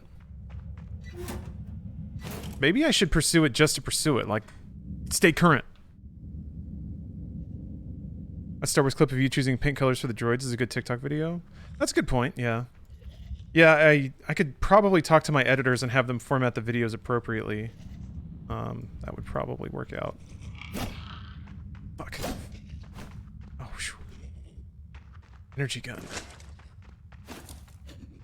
Shit! Fuck, man.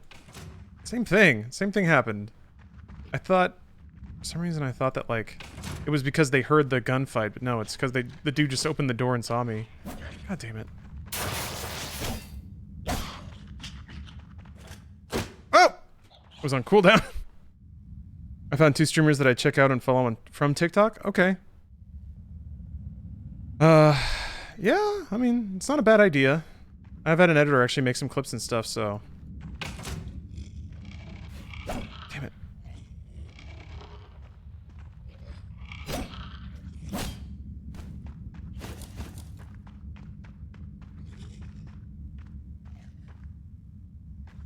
Where is he? There you are.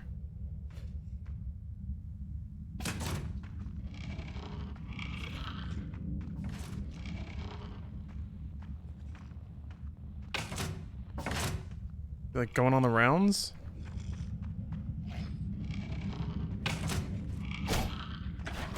Fuck, what? So sometimes if you click backstab, they just go in for it. No! Okay. I have to figure something out. I figured I would roll towards my cursor, but no, you roll towards the direction you're facing. So if I want to roll away, I have to click away and then roll. Alright. I just don't know why, but whenever I think of TikTok, I just think I'm too old for it. But then I remember I'm 26 and I must have the mind of a 50-year-old saying damn kids and their TikToks. Well, I can promise you, you're gonna feel that more and more as time goes on. But no, you're not too old for it. All kinds of people on TikTok. It's wonderful. TikTok is like what Twitter probably should have been, or maybe was for the first couple of years. Ooh.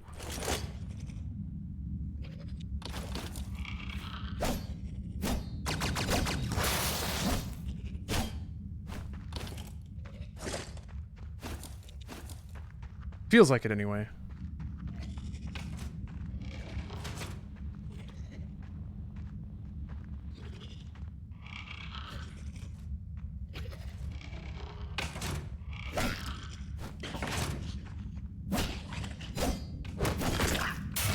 Fuck.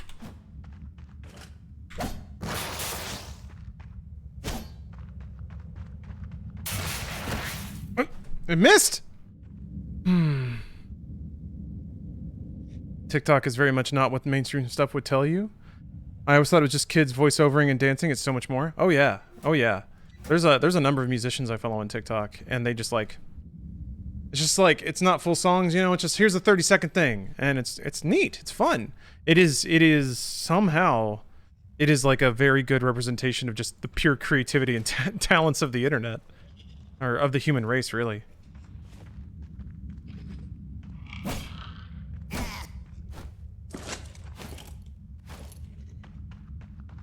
Oh, Hank Green's all over TikTok? That makes sense. And I'm gonna wait for him to come through and chop him down.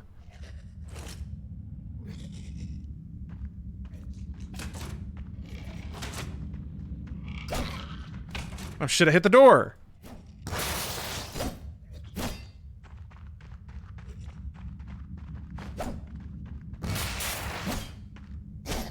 Alright. That was pretty great. Reacting to hitting the door.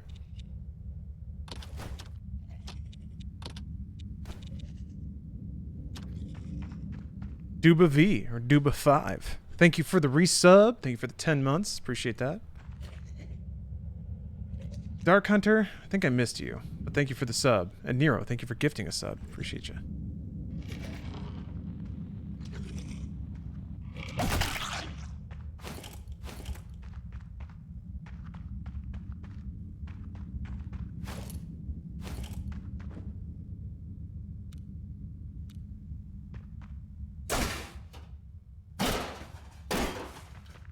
Man.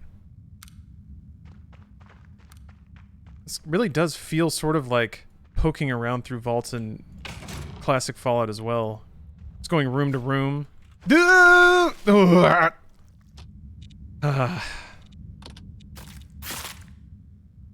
Getting messed up, making stupid mistakes, taking damage. Yeah, just figuring out all the like different combat encounters and how to get through them cleanly without using too many stim packs or ammo or something like that. Oh, great. Octagon fluid. Perfect. So, I needed brains. I think I picked up brains, though. I'm pretty sure I have brains. Annie Banani, thank you for the prime.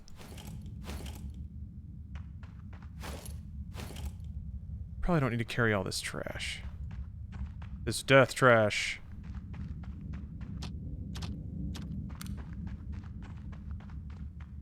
Okay, alright, okay. How do I... Oh, okay, here we go. Chingor Taurus. Oh, great, I have all my equipment too. Cool, I can go get scanned. Great. No sword. I wanted to stick with this one because I'm largely using stealth attacks. And this one is slow but has more damage. And there's a multiplier on stealth attacks, so... It's my one-hit wonder. I think if I switched to a sword, I'd do less damage with the first hit. I could attack faster after that, but... I'm trying to keep that one-shot bop. Bob for good, thank you for the prime and for the appreciation. Captain Rumpus, thanks for the resub and the half year of subs. Appreciate you guys. But the TikTok too that Vine couldn't. I think of them similar, but I'm ignorant to this whole thing. No, I don't understand. I mean, Vine was kind of early TikTok too. I guess Vine just got choked out by Twitter. Twitter was dumb. Or something. I don't know, I didn't really follow it.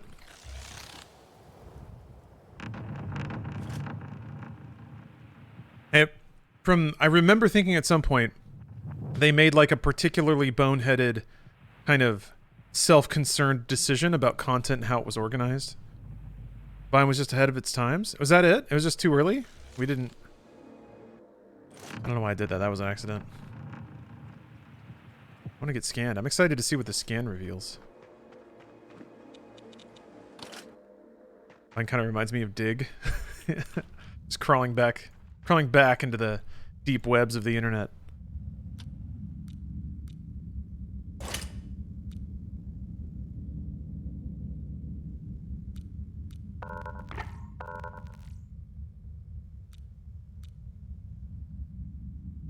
Ooh.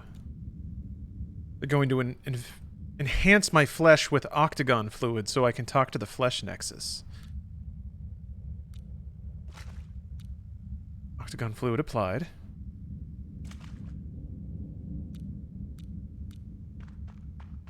Now we talk to the nexus. I rub on that butthole.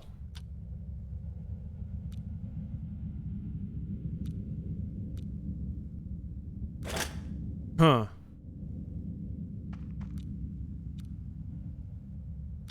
I examined the flesh nexus. Silly question, but does this have controller support? That is not a silly question, and yes, it does.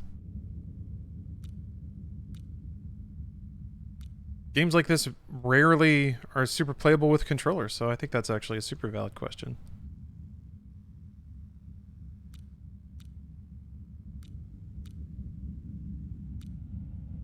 Dang.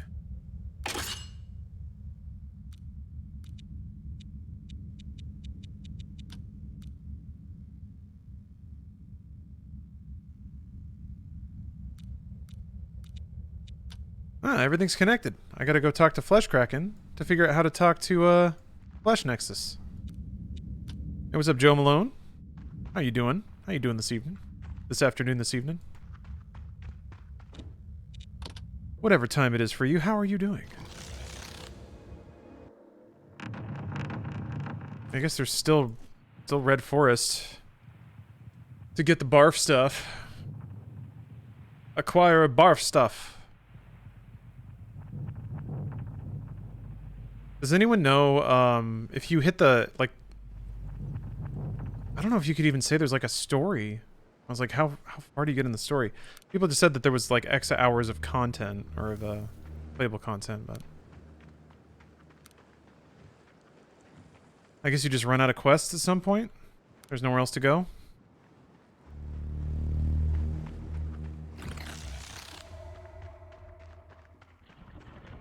I'm back, Flesh Kraken. How are you getting along with the head?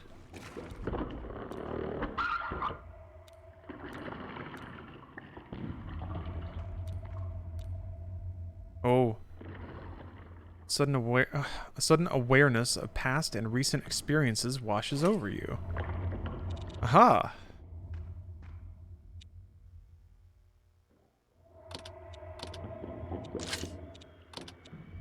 I have equipped the memory of Flesh Kraken, which gives me 2 health, and perhaps will let me talk to Flesh Nexus. Good. You could also post your TikToks on YouTube as shorts. That's true, yes. And I even found a tool. I found a pretty neat online tool. The only reason I didn't use it is because it wants me to sign up. I'm just like, ugh, tired of signing up for things.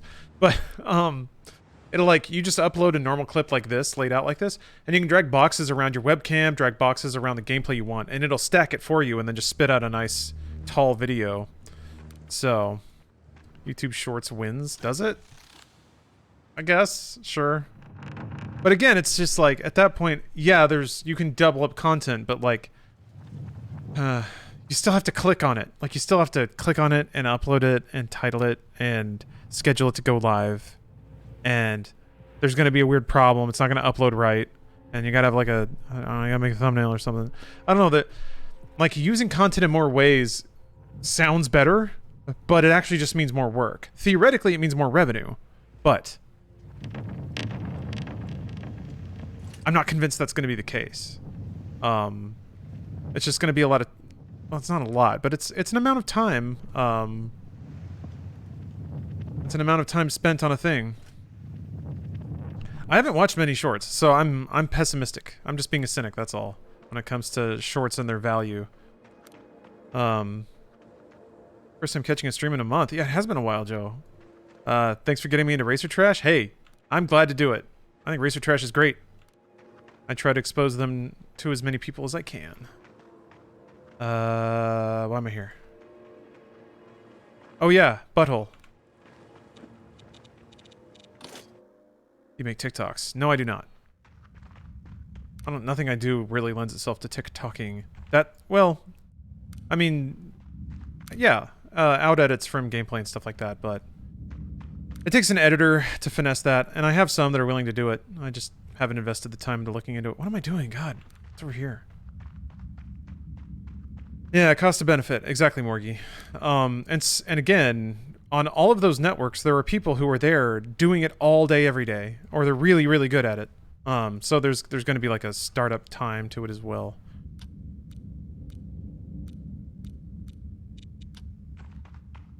Right now I'm trying to get my like highlights channel off the ground, mostly. Which, yeah, I could benefit from posting shorts. But like I don't always have a short available from the video that's getting uploaded.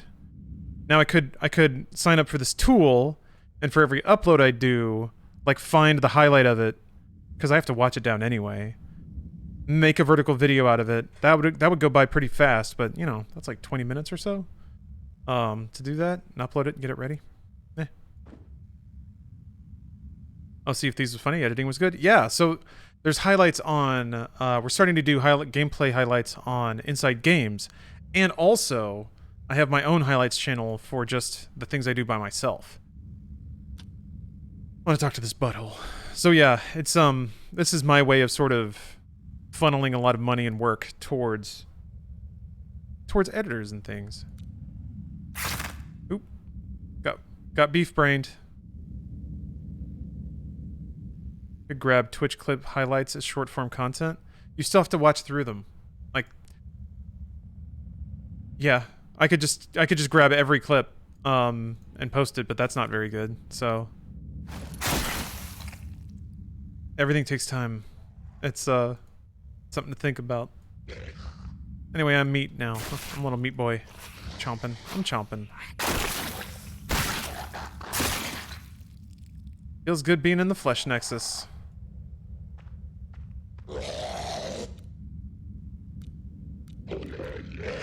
Okay, the mutants aren't angry at me anymore. The fuck? In the end, diversifying where to find your content is a smart move. I don't think that's true. I don't think that's true, Cassatree.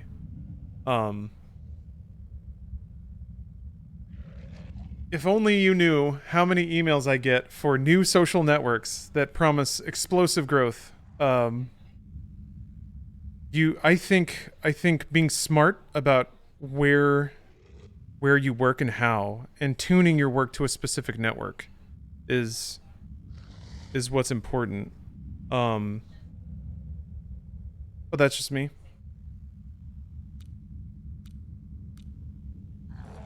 I certainly stand to gain reach, but you know, it comes at a cost. It's about how much time it takes.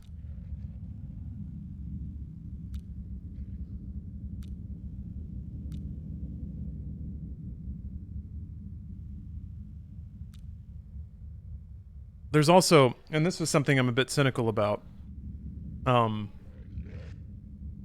social networks by design kind of invite everyone on its network to compete with each other for attention and revenue and placement into algorithms and stuff like that. So I don't believe that participating in a social network as a hobbyist will yield very much when that content lives alongside other people that are hammering at it relentlessly. Or spend more time of their day dedicating to that platform. So in this case, like, if I spend 20 minutes making a video clip out of a pre-made tool for TikTok or whatever, the format's going to be a little weird. The sound mix is going to be a little weird. I think that would lose out to somebody else who spends more time and effort on it, and they might have a more stable base on that platform because they invest more effort into the content they put up.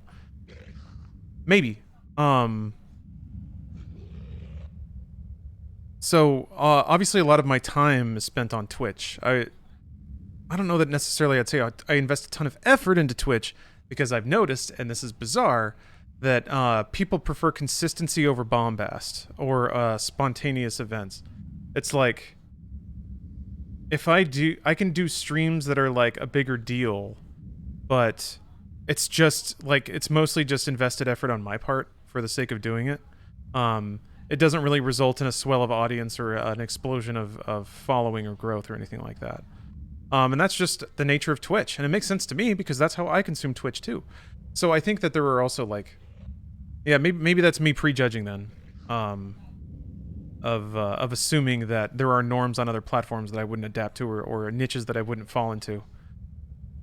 So I think in the end, the important thing is to try. You know, you never know. And I think the thing that I did lose sight of for a bit is that I think it's important to try new things just for the sake of learning them. It gives you perspective, keeps your mind fresh.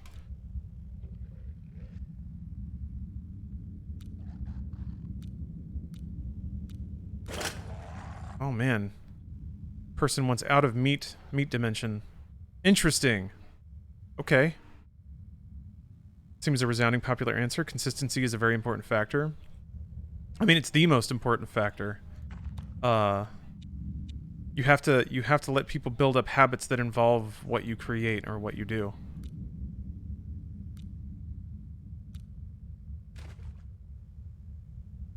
I guess there are some like video essayists that do pretty well by releasing like irregularly released. No, because they're largely Patreon supported, so never mind. I guess that's the way to get out of it.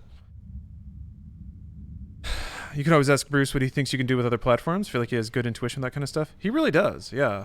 I don't think I do as much, but yeah. Let's see here. Moved back to my country last month. Ooh. Missing out on LAR content? Well, welcome back. Glad you're home. I should apologize. I'm sorry. My disagreement was a little terse. I didn't mean to sound rude or anything like that.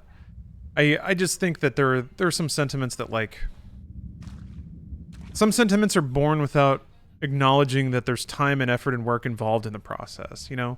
And specifically I think, and this is where I think I was maybe being a little overly defensive.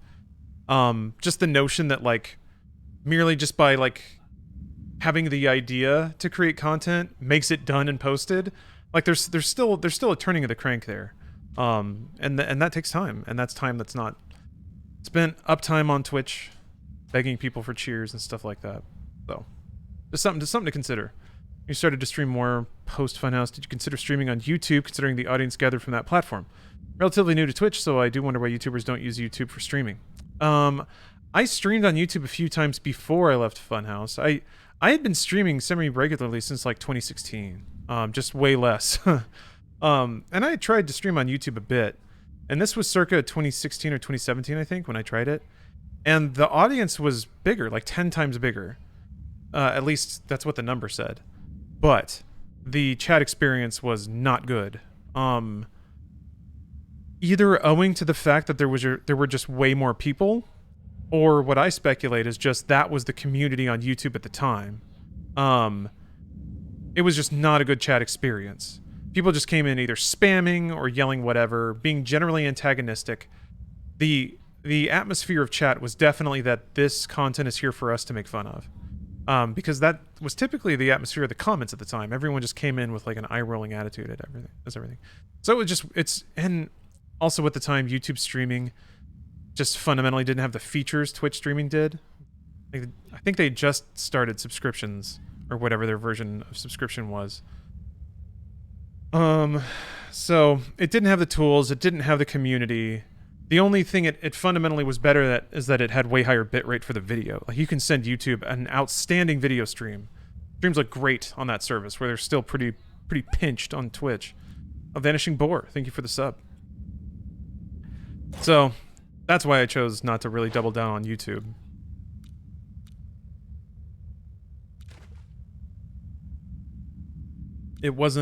The audience wasn't as interested. It felt more like I was managing a group of unruly people than interacting with a group of interesting people. People whose company I enjoy.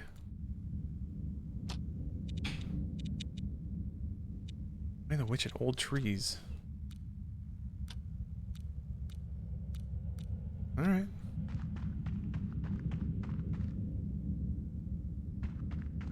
Just the thought of getting YouTube comments beamed at you in real time is enough to make me wish I couldn't think. Yeah. Yeah, that's pretty much what it was. That's what it felt like. It wasn't that bad. Like, people weren't just absolutely savage.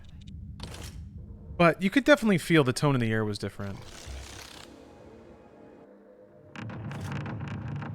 I honestly think it's gotten a lot better. I really do. I can't tell, like, I have no idea what caused it, but I think maybe moderation tools improved, or just the general atmosphere on the service improved. People see less people doing it, so they do it less, so it's kind of a building effect, but YouTube comments are not the hellscape that they used to be. It's sort of like, I feel like it's almost like people made Xbox Live jokes long after Xbox Live kind of stopped being that. But yeah, there was a window where, like, your given COD lobby was packed full of, like, 14-year-olds shouting racial slurs. And it was bad that it got associated with the service. And then, like, it stopped being so bad. And it was just kind of a gradual fade off of that sort of thing happening. I feel like that's kind of YouTube. Comment sections are not that bad these days. Oh, what? I didn't know you could miss a backstab. Oh, frick. Ugh. Damn.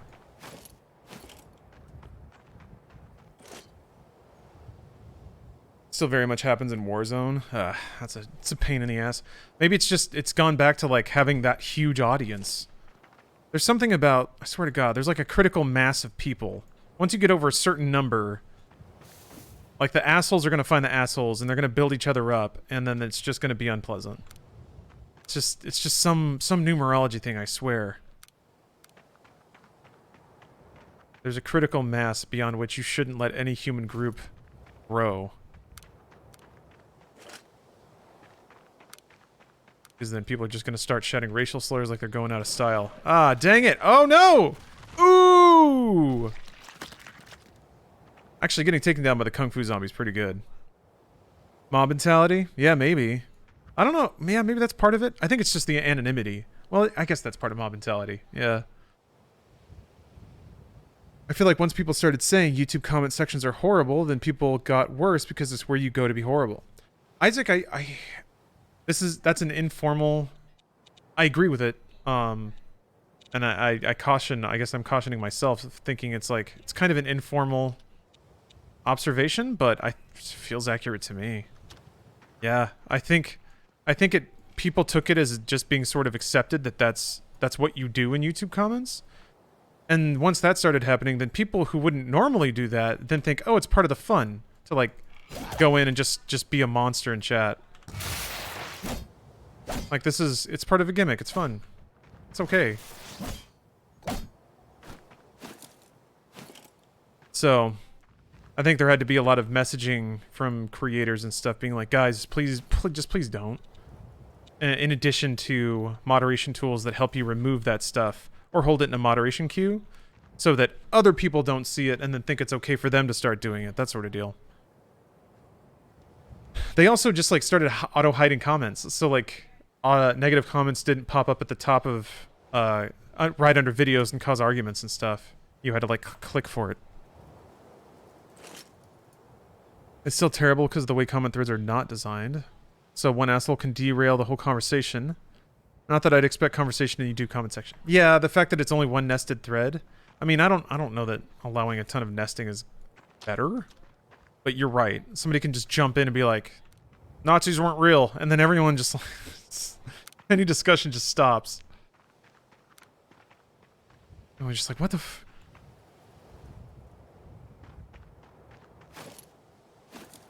That looks interesting. Oh. How do you deconstruct?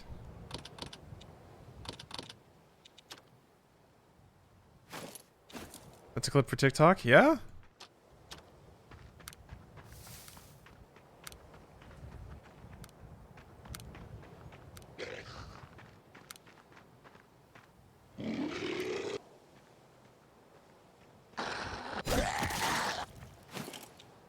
That's TikTok worthy, you think?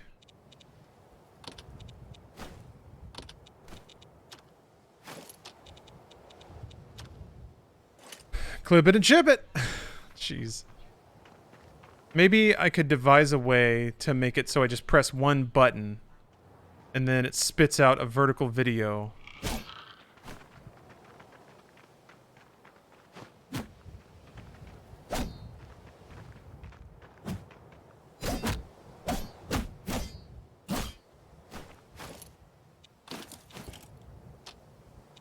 Everything is TikTok worthy. I guess you're right, actually. Me eating a sandwich? TikTok. Set up the most elaborate macro of all time. I'm a content factory. All I have to do is tap this foot pedal and I post a TikTok.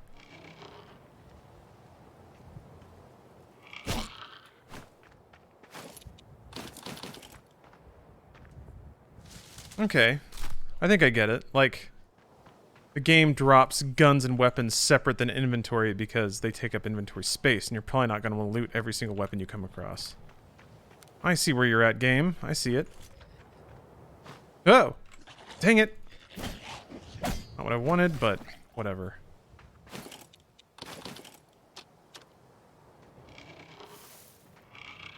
Some free meat. Side of brains. Yes, please. Don't mind if I do. I should do what some people do and just post entire movies minute by minute in 130 parts. Banger idea. Oh, wow. That was a money roll. And I got meat. Oh. That's a TikTok. We're sending that to TikTok. iframe luck. Luck, how dare you? It was a panic roll that I very intentionally did on purpose. Luck. Disgusting. Peh. Bitter poison in my mouth saying that word. Luck is for people who don't train like a champion, like I do. Papa Blue. Hey, welcome. My entire fucking Twitter feed right now is Idris Knuckles. I've yet to run into another piece of news. 200 people I follow collectively agreed it was important enough to spread. I mean, there aren't many days like this one, that's for sure. We should savor it while we've got it. Remember the day Idris Elba was Knuckles? Remember that day? It was a good day. We forgot our worries for a little bit because Idris Elba is Knuckles. But they were up here barfing up a storm. Where are my barfers? Yeah, luck is for the non-gamers. Exactly, thank you. You think Ninja won Fortnite? All the years he won Fortnite because of luck? Yeah, right. Think Ninja made $3 billion from Microsoft because of luck? Give me a break. Give me a break. Come on. Come on now. Come on. Think Ninja gets those sandwiches because he's lucky? Oh, the trash talking. Yeah, you think Ninja's wife doesn't wear a bra because he's lucky? No. It's because they're uncomfortable.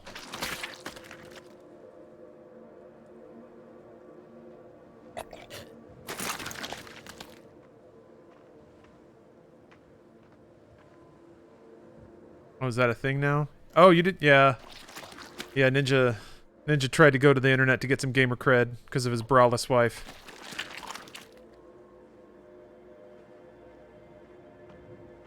Oh, Ninja wife bra discussion? It's made the rounds a couple times. Aw, he did it. Aw.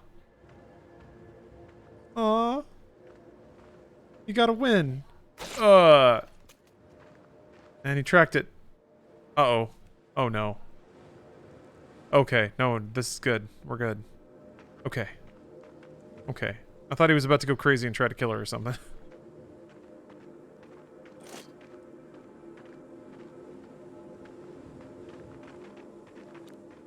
Good moves out there, Trabant.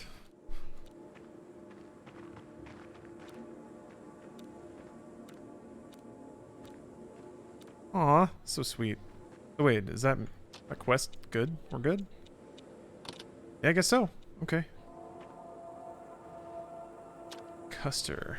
I'm in Taurus, aren't I? Yeah, Custer. Custer. Yes, he was the old guy. I don't wear a bra, and all I got was a call into HR. I could probably press charges for it if I wanted to. Oh, jeez. Making people uncomfortable.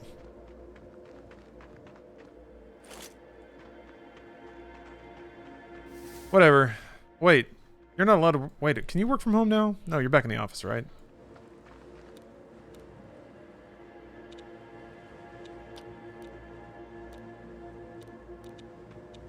Oh, wait a minute.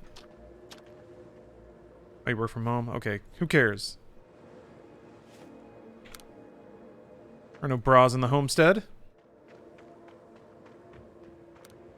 Where was that character? I'm blanking on that now. Oh. Custer. Deliver the machine core to Custer. Custer. I'm trying to remember why I needed the machine core in the first place. Kind of blanking on that too.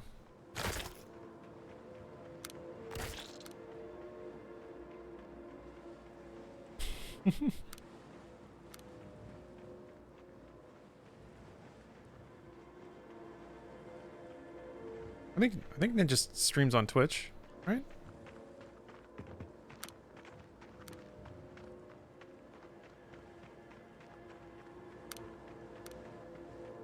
I hope so. Best of luck to him.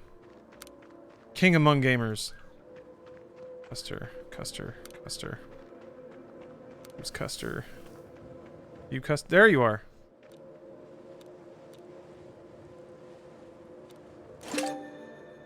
Oh.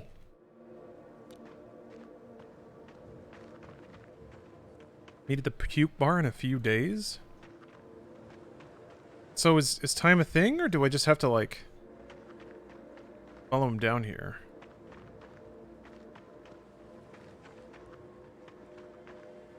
I didn't know there was a puke bar either. Where are we going?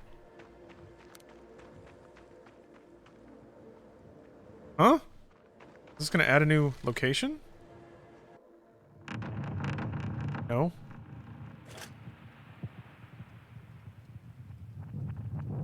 Oh, Ninja resigned in a big deal with Twitch? Really? I didn't know that. Oh, my guy's not on Twitch anymore? Damn. No wonder my viewership went down.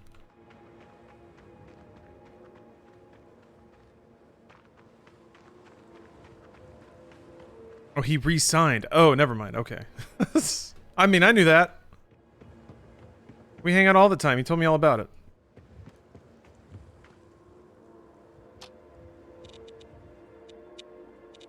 We're old friends, he and I. He respects my gaming ability. That's the big thing. Find the witch at Old Trees. I don't know where that is. Somebody said something about going west. Oh yeah, that was right. The person that I asked about teaching things. I wonder if they still have a dialogue about that. Yeah, I do have more Twitch subs than Ninja. That's true. He gets pretty self-conscious about that. You know, we all have our things. I try to be sensitive about it. But yeah, he cries sometimes about it. He cries.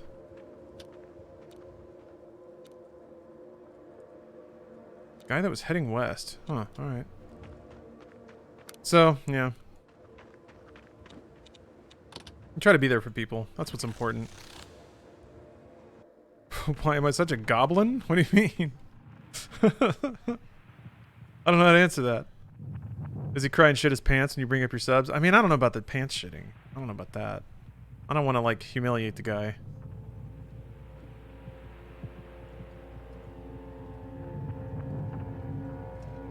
Try to be humble. You're the quintessential gamer. Stayed away from Fortnite for Ninja's sake. Yeah, it's the least I could do. You know, we've been knuckleheads for a while, so I didn't want to... Oh, puke bar! There it is. Alright. Oh, that's really far away, and this thing is chasing me! I'm curious what this is, though.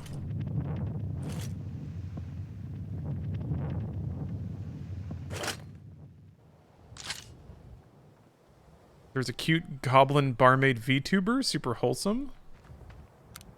That is super wholesome.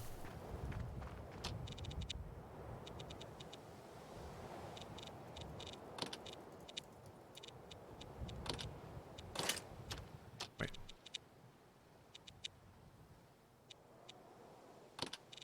I still never checked and see if I could buy a dang lockpick. There's so many lockpickable places I haven't even gone into. Invested the skill and I haven't even used it.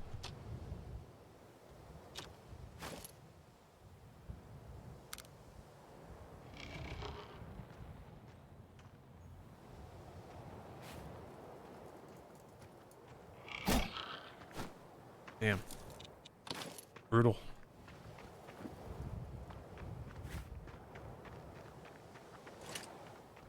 Why was there a blinking red circle chasing you? I don't know. It was some kind of enemy encounter that I was outrunning. Boy.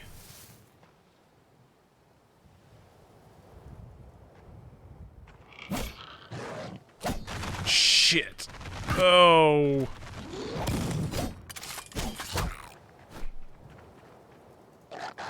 Can you craft lockpicks? I assume so. I don't know how to craft though.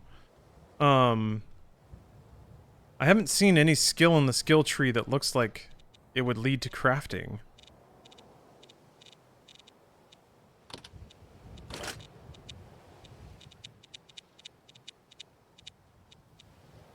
Animalism, bartering, melee, small guns, rifles, high tech, stealth, lockpicking, pickpocketing.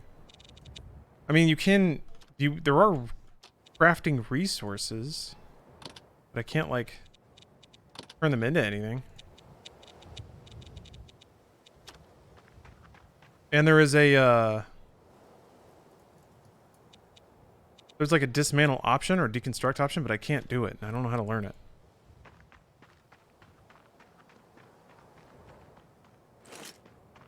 Need a recipe, maybe? Yeah, maybe. I'll try going back to the city and see if I can buy a lockpick. Or I'll just keep going to the puke bar. Or I can investigate the crossroads. I kind of want to I want to go to the puke bar. I just want to go to the puke bar. Let's see what's happening at the puke bar. What?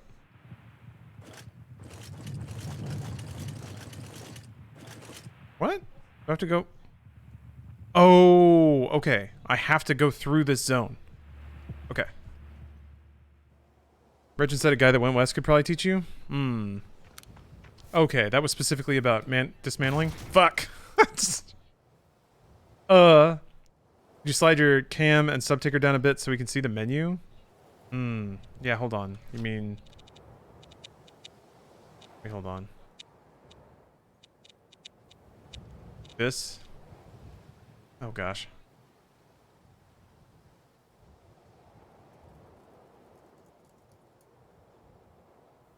Okay. Nope. Oh, it's locked. There we go. Lockpicks can either be found in world or crafted. To craft, you need to find the recipe. Okay, that makes sense. Boop. Wait. Alright.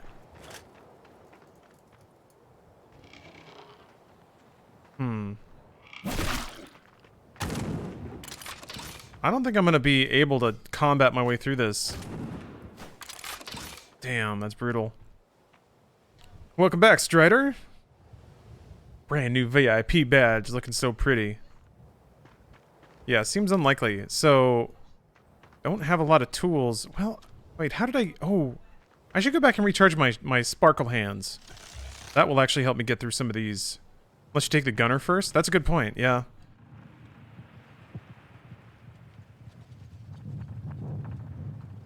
I guess the problem is west means going around that mountain range.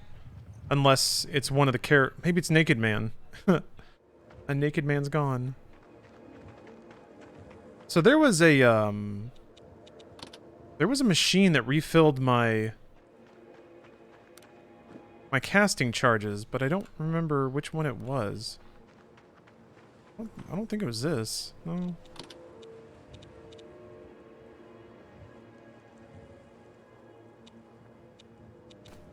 I mean, that upgrade is not bad, but...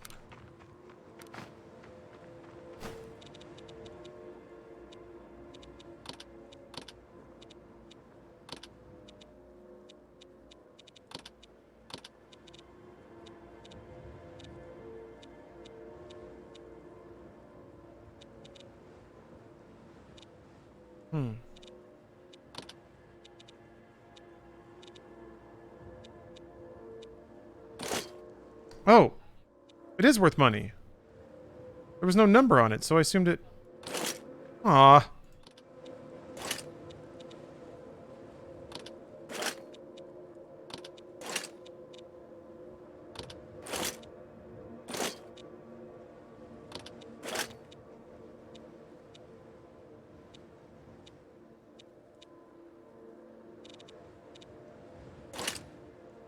Okay.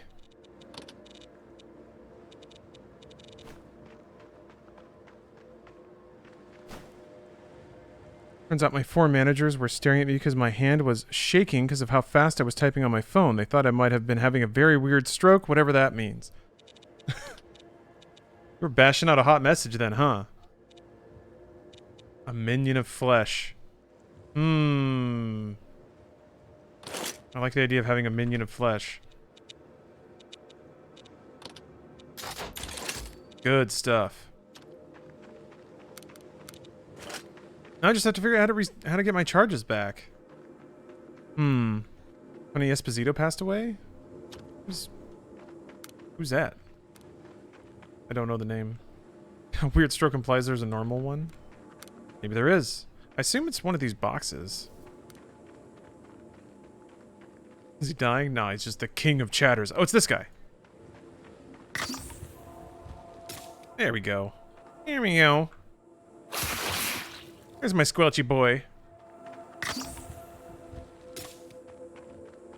He was the Blackhawks' winningest goaltender. Oh, I'm sorry to hear that. Legendary Chicago Blackhawks goaltender. Well, dang. We lost a real one, huh? Apologies, y'all.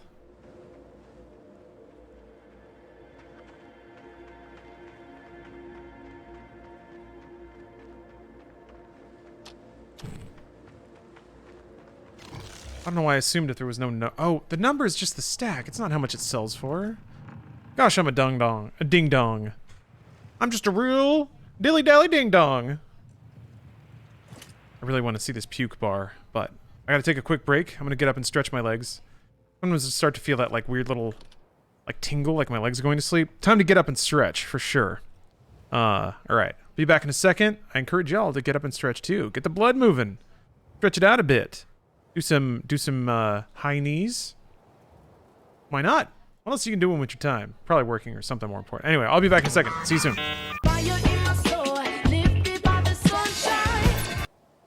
It's time to try to get through this zone.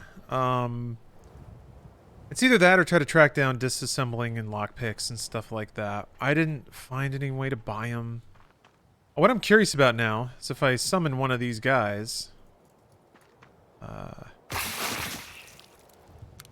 Okay, I'm curious. Okay, it's the same amount of pips for both abilities. This follows me really, really slowly. Oh yeah, I already killed this person. But I'm curious, will they see the meat lump? Will they attack the meat lump? Will the meat lump attack them? So many questions.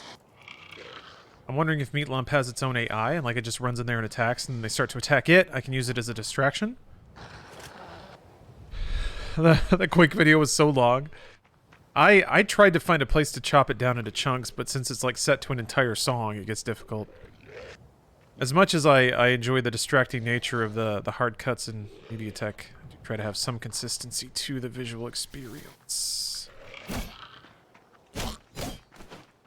Okay, they're attacking my chunk. Okay, they didn't see me. That's actually really advanced. For them to only aggro on the chunk and not me, and then to not inherit aggro as like part of a player class. I like it.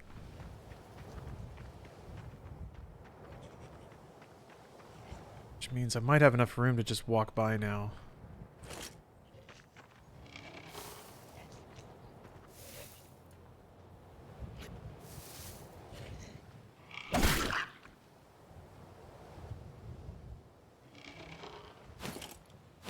I saw a vision cone of something else down here. I need to meet up.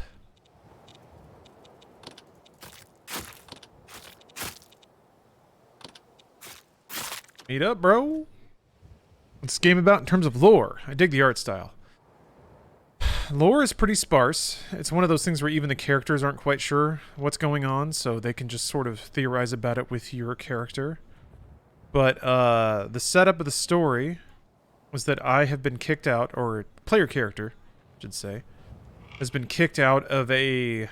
What I'm piecing together sounds like some sort of Utopian shared simulation. Okay.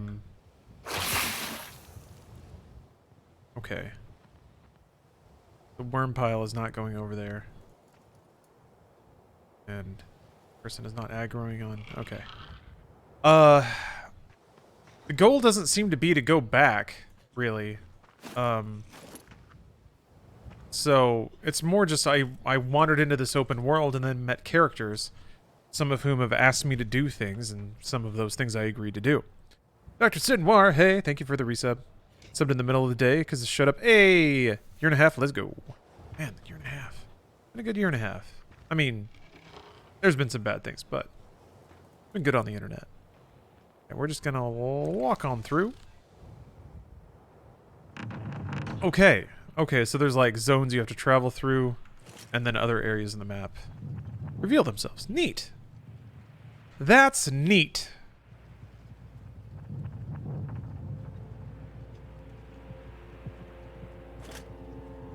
I really wanted to see this puke bar.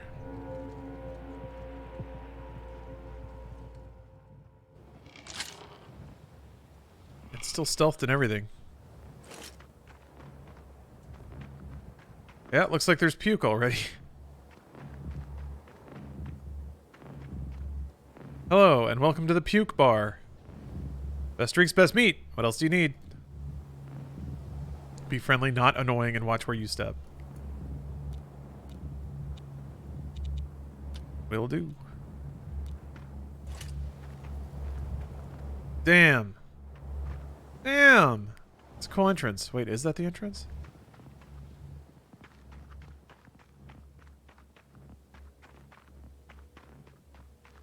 Guess so. Just added this game to my wish list last night. Thoughts so far? I'm really enjoying it. Enjoying it a lot. So far, it really rewards exploration. I really like the writing. I think the game itself has a direct and playful sensibility about it, and the way that it interacts with you and the things that it sort of puts in the world for you to discover. In the demo I played like a gunslinging class, and that was a lot more like rolling and shooting. This time I'm playing on a harder difficulty with a sort of a different build, and it does feel like a different experience. I have to admit, that's really cool. Trying to do stealth melee instead of ranged guns, and using my zap abilities. Hello, Eldred. Any work around here? So it's this sort of thing. You're just sort of drifting in this world trying to figure out what's going on. Are there rats in your basement? Flesh maggots have made their nests inside the bar's meat reserves. This is the most classic of all RPG quests. The bar owner that needs you to clear rats out of the cellar.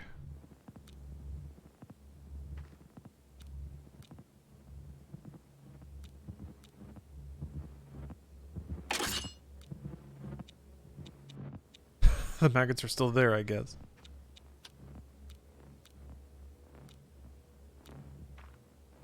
Ooh, a cyber womb room.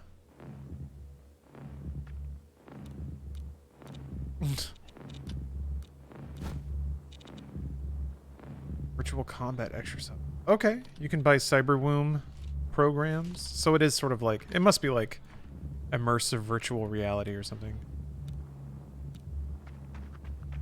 Better not touch shift. It's gonna get me murdered. You know how much they say alcohol is bad for you? They're wrong.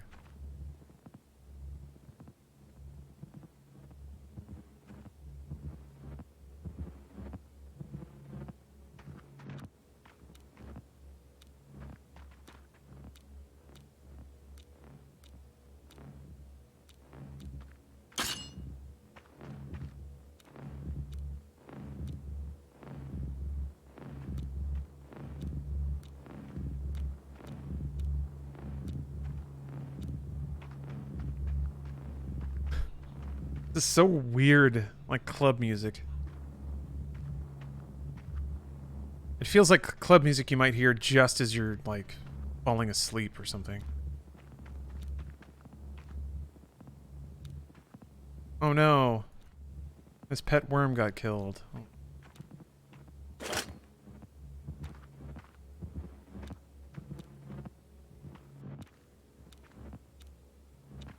Oh man.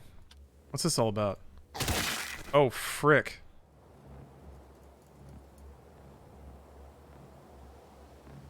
Oh, wait. Was that me exploding because of my head implant? What's that all about?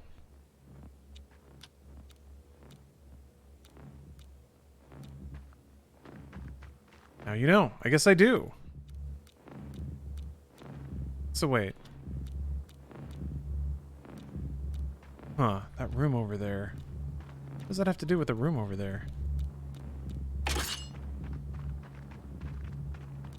Am I not allowed to... Wait, am I not allowed to... If I try to have sex, I explode? Is that the idea?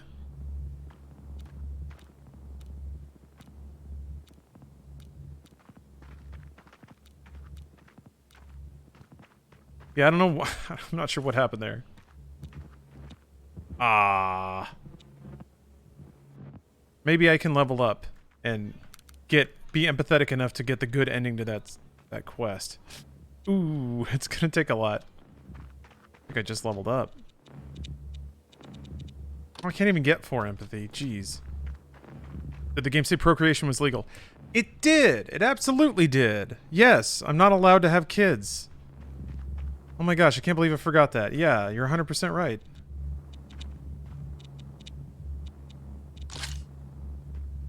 Do not reproduce, yeah.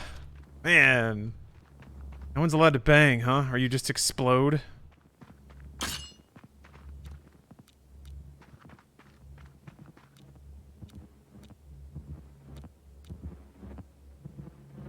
Them fleshies and them flesh people. Can't trust them.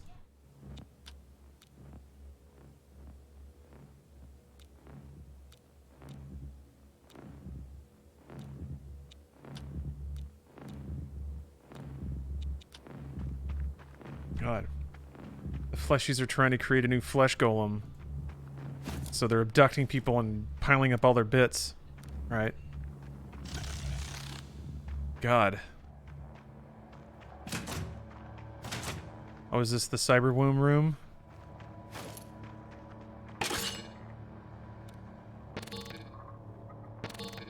Maybe.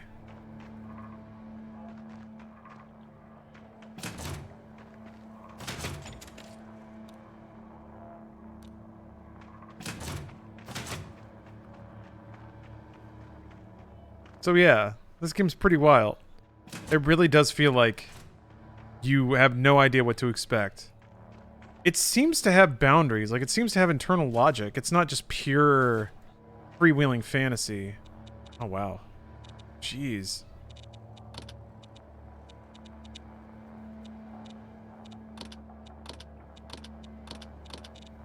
But, man, really seems like it really could just be anything. It's wildly original. Look at that.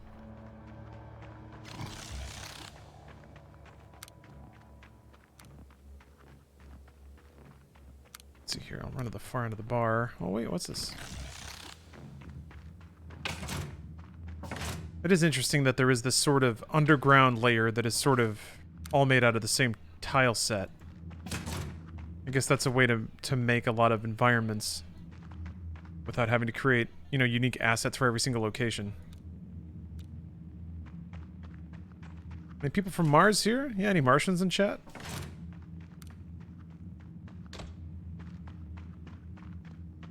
Does the game feel too early access or rather complete-ish? I mean,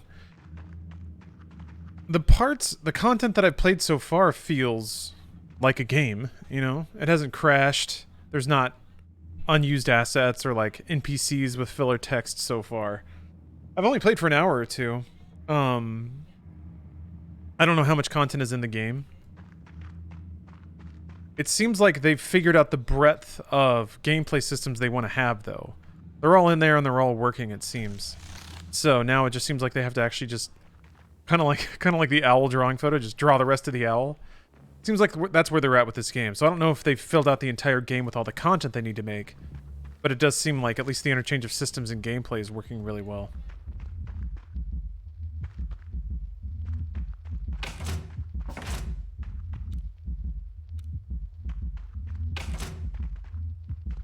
Are these the fleshies?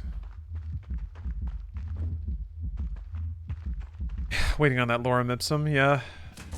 We'll see. I don't know how this game sort of ties off where the content stops.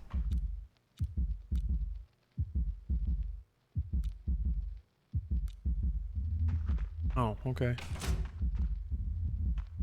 That's weird. I thought that was the whole reason I was here. Huh. Guess not.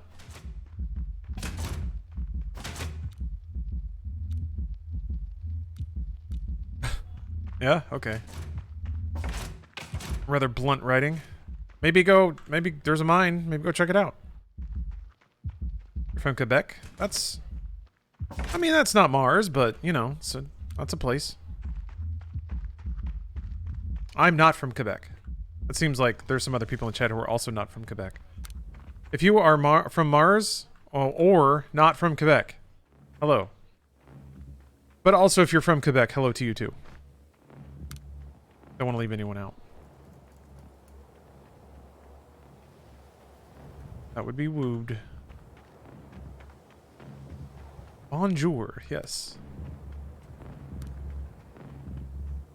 Mon petit chou to all of our French Canadians.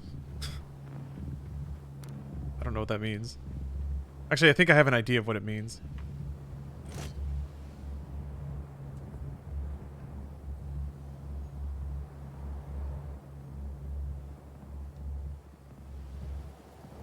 A real argument heading south in the bar parking lot.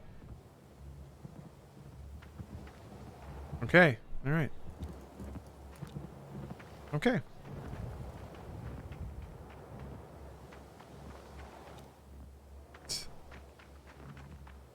Everybody's just hanging out, huh? I'm not from Quebec. It feels good to be included. Try to make everyone feel included here. Those who are not living in Quebec and those who are. This stream is for two kinds of people, right? People that don't live in Quebec and people that do. That's it. Everyone else, sorry. It's not for you. Maybe consider moving into or out of Quebec. Alright, so I think I could go to mine 19.